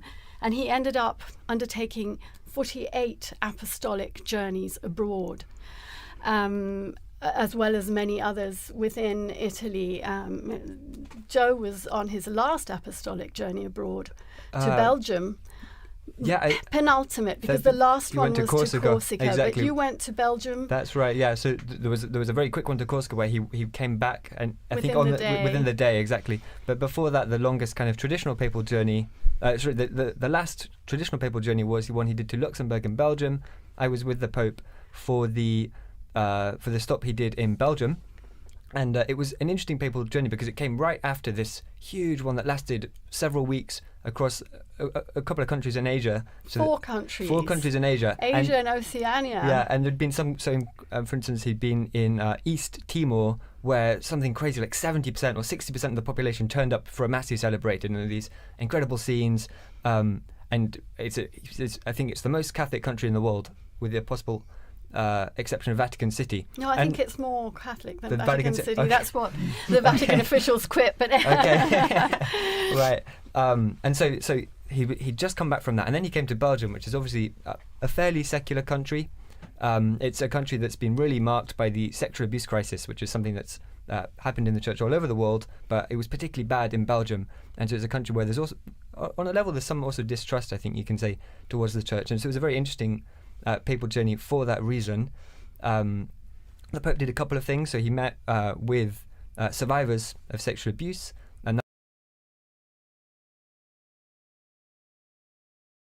பழமையான ஆனா அதே சமயம் மர்மமான ஒரு விஷயத்தை பத்தி பார்க்க போறோம். சொல்லுங்க. புதிய போப்பாண்டவரை எப்படி தேர்ந்தெடுக்கறாங்க? அந்த கான்க்ளேவ் அப்படின்ற சடங்கு. ஆமா, கான்க்ளேவ். இதோட முக்கிய அம்சங்களை நீங்க புரிஞ்சுக்கணும்ன்றது தான் எங்களோட நோக்கம். கண்டிப்பா. இந்த முழு செயல்முறையும் ஆரம்பிக்கிறதுக்கு முன்னாடி ஒரு நிலை இருக்கு. அதுக்கு பேரு செடே வகாண்டே. செடே வகாண்டே அப்படின்னா அது லத்தீன்ல சிம்மாசனம் காலியாக உள்ள நேரம் அப்படின்னு அர்த்தம். அதாவது போப் இறந்துட்டாலோ இல்ல பதவி விலகிட்டாலோ இந்த நிலை உருவாகும். ஓ சரி சரி. இது திருச்சபைக்கு ஒரு முக்கியமான இடைப்பட்ட காலம் இல்லையா? ஆமாம். அந்த நேரத்துல தான் கார்டினால்கள் கல்லூரி, அதாவது காலேஜ் ஆஃப் கார்டினல்ஸ் உள்ள வருவாங்க. அவங்க தான் உயர்நிலை மதகுருமார்கள் உலகம் முழுவதிலும் இருந்து வத்திக்கானுக்கு ஆமா புதிய போப்பை தேர்ந்தெடுக்கிற வேலையை ஆரம்பிப்பாங்க. சரி, இந்த கான்க்ளேவ் அப்படின்ற பேருக்கு என்ன அர்த்தம்? கான்க்ளேவ் இதுவும் லத்தீன்ல இருந்து வந்ததுதான். கும்க்ளாவே. கும்க்ளாவே. ஆமா, அப்படின்னா சாவி போட்டு பூட்டியதுன்னு அர்த்தம். பூட்டப்பட்ட அறைக்குள்ள இந்த தேர்வு நடக்கிறதால இந்த பேரு. ஓஹோ, பூட்டி வச்சிடுவாங்களா? கிட்டத்தட்ட அப்படிதான். இந்த முறை சுமார் 800 வருஷம் பழசு. 1200கள்ல ஆரம்பிச்சது. ஆச்சரியமா இருக்கு. சிஸ்டைன் சாப்பல்ல முதல் முறையா 1492ல நடந்திருக்கு. ஆமா, ஆனா 1878 இருந்து பாத்தீங்கன்னா எல்லா கான்க்ளேவும் அங்கதான் நடக்குது. மைக்கேலாஞ்சலோவோட அந்த புகைப்பெற்ற ஓவியங்கள் இருக்கிற இடத்துல. நிஜமாவே அந்த சூழலே ஒரு வித எப்படி சொல்றது அழுத்தத்தை கொடுக்கும் இல்லையா? கண்டிப்பா. அந்த அழுத்தத்தோட ரகசியமும் ரொம்ப ரொம்ப முக்கியம். ரொம்ப ரொம்ப முக்கியம். ரகசியமா எந்த அளவுக்கு? கான்க்ளேவ் ஆரம்பிக்கிறதுக்கு முன்னாடி அந்த சிஸ்டைன் சாப்பல் முழுசும் ஏதாவது ஒட்டு கேட்கும் கருவி இருக்கான்னு ஹைடெக்கா செக் பண்ணுவாங்க. அப்படியா? ஆமா. அது மட்டும் இல்ல, கர்தினால்கள் ரொம்ப கடுமையான ரகசிய காப்பு உறுதிமொழி எடுக்கணும். மீறினா திருச்சபையிலிருந்து நீக்கப்படுற அபாயம் கூட இருக்கு. அடேங்கப்பா, அப்போ அவங்க முழுசா வெளியுலகத்திலிருந்து துண்டிக்கப்படுவாங்க. ஆமா, துண்டிக்கப்பட்டுருவாங்க. போன், இன்டர்நெட், இமெயில் கூடவா? இதுவுமே கிடையாது. ராத்திரி அவங்க தங்குற இடத்துக்கு போறதை தவிர மத்த நேரங்கள்லாம் சாப்பலுக்குள்ளதான். வெளியுலக தொடர்பு சுத்தமா இருக்காது. ஏன் அப்படி? இது வெளியில இருந்து எந்த விதமான தலையீடும் இல்லாம அவங்க முழுசா அந்த தேர்வுல கவனம் செலுத்தணும் அப்படின்றதுக்காக. இந்த காலத்துல இப்படி ஒரு ரகசியம் நம்பவே முடியல. உண்மைதான். சரி, உள்ள அவங்க எப்படி ஓட்டு போடுவாங்க? யார் ஓட்டு போடலாம்? இதுல 80 வயசுக்கு உட்பட்ட கர்தினால்கள் மட்டும்தான் ஓட்டு போட முடியும். சரி, யார போப்பா தேர்ந்தெடுக்கலாம்? அதுக்கு ஏதாவது விதி இருக்கா? கோட்பாட்டு ரீதியா பாத்தீங்கன்னா திருமுழுக்கு பெற்ற எந்த ஒரு கத்தோலிக்க ஆணும் போப்பாகலாம். அப்படியா? யார வேணா தேர்ந்தெடுக்கலாமா? ஆமா, ஆனா நடைமுறையில பல நூற்றாண்டுகளா கர்தினால்கள்ல ஒருத்தர் தான் தேர்ந்தெடுக்கப்படுறாரு. ஓ, அது ஒரு சுவாரஸ்யமான விதி. கடைசியா கர்தினால் இல்லாத ஒருத்தர் எப்பவாவது தேர்ந்தெடுக்கப்பட்டிருக்காரா? நல்ல கேள்வி. ரொம்ப காலத்துக்கு முன்னாடி, பல நூற்றாண்டுகளுக்கு முன்னாடி அப்படி நடந்திருக்கு. ஆனா இப்ப சமீப காலத்துல அது நடக்கல. அது ஒரு வரலாற்று சாத்தியமா இருக்கு, அவ்வளவுதான். சரி சரி. ஓட்டு எப்படி போடுவாங்க? எத்தனை தடவை? முத நாள்ல ஒரு வாக்கெடுப்பு நடக்கும். அதுக்கப்புறம் அடுத்தடுத்த நாட்கள்ல காலையில 2, மதியம் 2ன்னு மொத்தம் 4 சுற்று வாக்கெடுப்பு நடக்கும். எது வரைக்கும்? 3/2 பங்கு பெரும்பான்மை கிடைச்சி ஒரு புதிய போப்பு தேர்ந்தெடுக்கப்படுற வரைக்கும் இது தொடரும். ஓஹோ, சமீபத்து தேர்தல்கள்லாம் எவ்வளவு நாள் ஆச்சு? இப்ப இருக்கிற போப் பிரான்சிஸ தேர்ந்தெடுக்க 5 சுற்று தேவைப்பட்டது. 5 சுற்றா? ஆமா. போப் பெனடிக்டுக்கு 4 சுற்று. போப் ஜான் பால் 2க்கு 8 சுற்றாச்சு. அது 2 நாள் நடந்தது. ஓ, ஒவ்வொரு வாக்கும் முக்கியம் போல. அந்த ஓட்டுச்சீட்டு எப்படி இருக்கும்? அது ஒரு சின்ன செவ்வக அட்டை மாதிரி இருக்கும். அதுல லத்தீன்ல எலிகோ இன் சுமம் பாண்டிஃபிக்ஸம் அப்படின்னு எழுதியிருக்கும். அப்படின்னா நான் இவரை உன்னத போப்பாண்டவராக தேர்ந்தெடுக்கிறேன்னு அர்த்தம். கீழே அவங்க தேர்ந்தெடுக்கிறவரோட பேரை எழுத இடம் இருக்கும். வாக்குகள் அனாமதேயமா இருக்கும். சரி, அந்த ஓட்டெல்லாம் போட்ட பிறகு என்ன செய்வாங்க? எல்லா ஓட்டையும் ஒரு கலசத்துல போட்டு முதல்ல எண்ணுவாங்க. அப்புறம் ஒவ்வொரு ஓட்டையும் எடுத்து சத்தமா வாசிப்பாங்க. இது முடிஞ்ச பிறகுதான் அந்த புகழ்பெற்ற நிகழ்வு நடக்கும். ஆமா, புகை சிக்னல்கள். உலகத்துக்கே அந்த வாக்கெடுப்போட முடிவு எப்படி இருக்குன்னு சொல்ற ஒரே வழி அதுதானே? கரெக்ட். அந்த ஓட்டுச்சீட்டுகள், குறிப்புகள் எல்லாத்தையும் ஒரு அடுப்புல போட்டு எரிப்பாங்க. எரிச்சிடுவாங்களா? ஆமா, அந்த அடுப்போட புகை போக்கி சிஸ்டீன் ஷேப்ல கூரைக்கு மேல தெரியும். அதுல இருந்து வர புகையோட நிறம் தான் செய்தி. கருப்பு புகை வந்தா? கருப்பு புகைனா இன்னும் முடிவு எட்டப்படல, இன்னும் ஒரு மனதான தேர்வு நடக்கல, அடுத்த சுற்றுக்கு போறாங்கன்னு அர்த்தம். ஆனா வெள்ளை புகை வந்துட்டா? வெள்ளை புகை வந்துட்டா புதிய போப் தேர்ந்தெடுக்கப்பட்டார், கொண்டாட்டம் தான். ஆமா, 2013ல போப் பிரான்சிஸ் தேர்ந்தெடுக்கப்பட்டப்போ செயின்ட் பீட்டர்ஸ் ஒதுக்கத்துல இருந்த மக்கள் அந்த வெள்ளை புகையை பார்த்து எவ்வளவு சந்தோஷப்பட்டாங்க. நிஜமாவே அது ஒரு மறக்க முடியாத தருணம். சரி, வெள்ளை புகை வந்ததும் உடனே போப் வெளியே வந்துருவாரா? இல்ல, கொஞ்ச நேரம் ஆகும். சுமார் 1 மணி நேரத்துக்குள்ள செயின்ட் பீட்டர்ஸ் பசிலிக்காவோட பால்கனில ஒரு அறிவிப்பு வரும். என்ன அறிவிப்பு? லாத்தீன்ல ஹபேமுஸ் பாப்பம் அப்படின்னு அறிவிப்பாங்க. ஹபேமுஸ் பாப்பம்? ஆமா, அதுக்கு அர்த்தம் நமக்கு ஒரு போப் கிடைத்து விட்டார். அடடா. அதுக்கப்புறம் தான் புதிய போப் முகமுறையா மக்கள் முன்னாடி தோன்றி அவங்களுக்கு ஆசி வழங்குவார். அதோட அவருடைய புதிய போப்பாட்சியும் தொடங்கும். ஆக இந்த கான்க்ளேவ் என்றது ஒரு பழமையான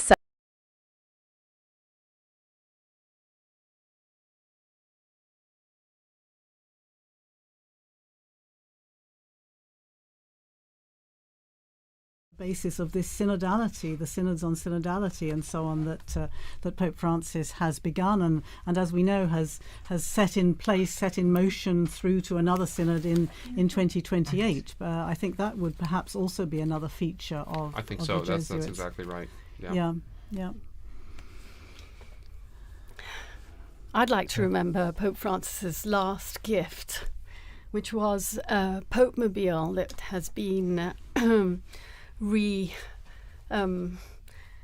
readapted, thank you, Philippa, into a health clinic for the people of Gaza. I think that is such a significant and powerful gesture, reminding the world of those most in need. And it came, of course, following the phone calls that he traditionally made so regularly to the parish, the Holy Family Parish in Gaza, which I think you visited. I was able to do so when I went there. When you went to the Holy Land some years ago, and was able to go to Gaza with the previous parish priest, and you know how significant it is, how important it is in any situation of conflict like that to know that the world has not forgotten you, to know that people are praying for you, that people are praying for peace. And clearly those phone calls that Pope Francis insisted on making right up until even the previous weekend. From the hospital, when he was in the hospital, when he could, he would call Padre Romanelli and just ask them what they'd had for dinner. Smoke. We have smoke. We do have smoke. Do we have coming smoke? Out of that chimney, but it's definitely black. Definitely black smoke. It's 21 hours. It's 9 o'clock in the evening here in Rome.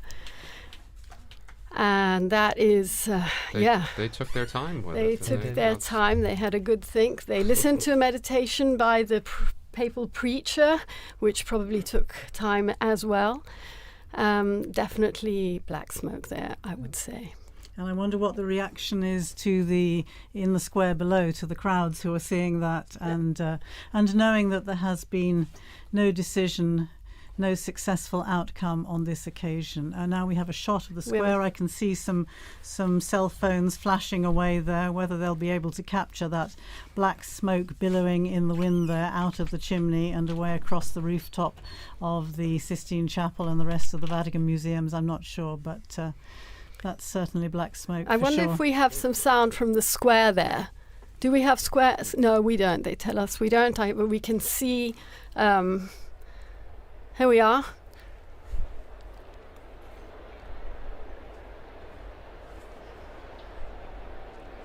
Well, the noise they've of made the sure crowd. of it at least. That's good. They've wow. got a good bit of it. Yes, a good crowd in the square. And you can see, of course, those giant screens set up so that even if you can't actually see from where you're standing, which it looks difficult to see from. It does. It does, doesn't it? Yeah. And in fact, I remember that from past. And as you were saying, it's dark. At nighttime, yes, it becomes difficult. Okay. Okay. Well, that is again. I never failed to be moved by the sight of our most beautiful city, the Bernini colonnade, St. Peter's illuminated, that night sky. It could have rained today, but it didn't, which was also a blessing for many. Good weather for the rest of the week. So. And you can see, if you're watching on the television screen, it is now completely dark in Rome. The lights are on, the new illumination of the dome of St. Peter's. And the crowd, I think, is very relieved to see smoke, and very definite black smoke. I think there was no question from the very beginning. But I want to say thanks to Joseph Tulloch for joining us there. He disappeared out of the studio. Thanks again to Joseph for relaying his experiences. And thanks to our team in studio. I can see people making their way people are moving swiftly out of the square, definitely past dinner time here in Rome. But and I'll tell you, it's going to be tough to find a restaurant anywhere near St. Peter's this evening. Yes. But do keep following us here on Vatican Media, Vatican News. We'll start tomorrow again at 10:30. Is that right? Rome time? You are a guest tomorrow morning again, and with Christopher Wells here in studio. So yes, 10:30 Rome time tomorrow morning for another marathon and commentary. We'll have Devin as well tomorrow in the anchor spot. Yes. He joined us with some great contributions from the square. So thanks to Devin. Yes. And thanks especially to our guests, Philippa Hitchin and Don Prudlow, for providing so much information and insight and your memories and reflections from the various pontificates. And being Thank so game for such a long and live, wonderful. And thank you to Francesca Merlo for being our great producer. And I can see out there Kelsey Gassi, who is also working away behind the scenes, and Mario Scatton. Thank you, all of you. Chiudiamo. We can, they're signaling us from the... we are, in fact, going to finish up our broadcast now with the main event has occurred, as it were. So, again, thanks to all those who participated in the evenings. Thanks to especially to our head of the English section, Linda Bordoni, who has done so much hard work to make all of this possible. And thank you, Christopher. And as we do close up our broadcast, I would like to thank all of our broadcast partners as well, including EWTN TV, Catholic Faith Network in America, Shalom World Television Network USA, Atmadarshan TV, Catholic TV, Mata TV India, and UCTV, Uganda Catholic Television. Also our radio partners, Luminous Radio and Radio Katipunan in the Philippines. Thanks to all of you. Please join us again tomorrow. Laudetur Jesus Christus.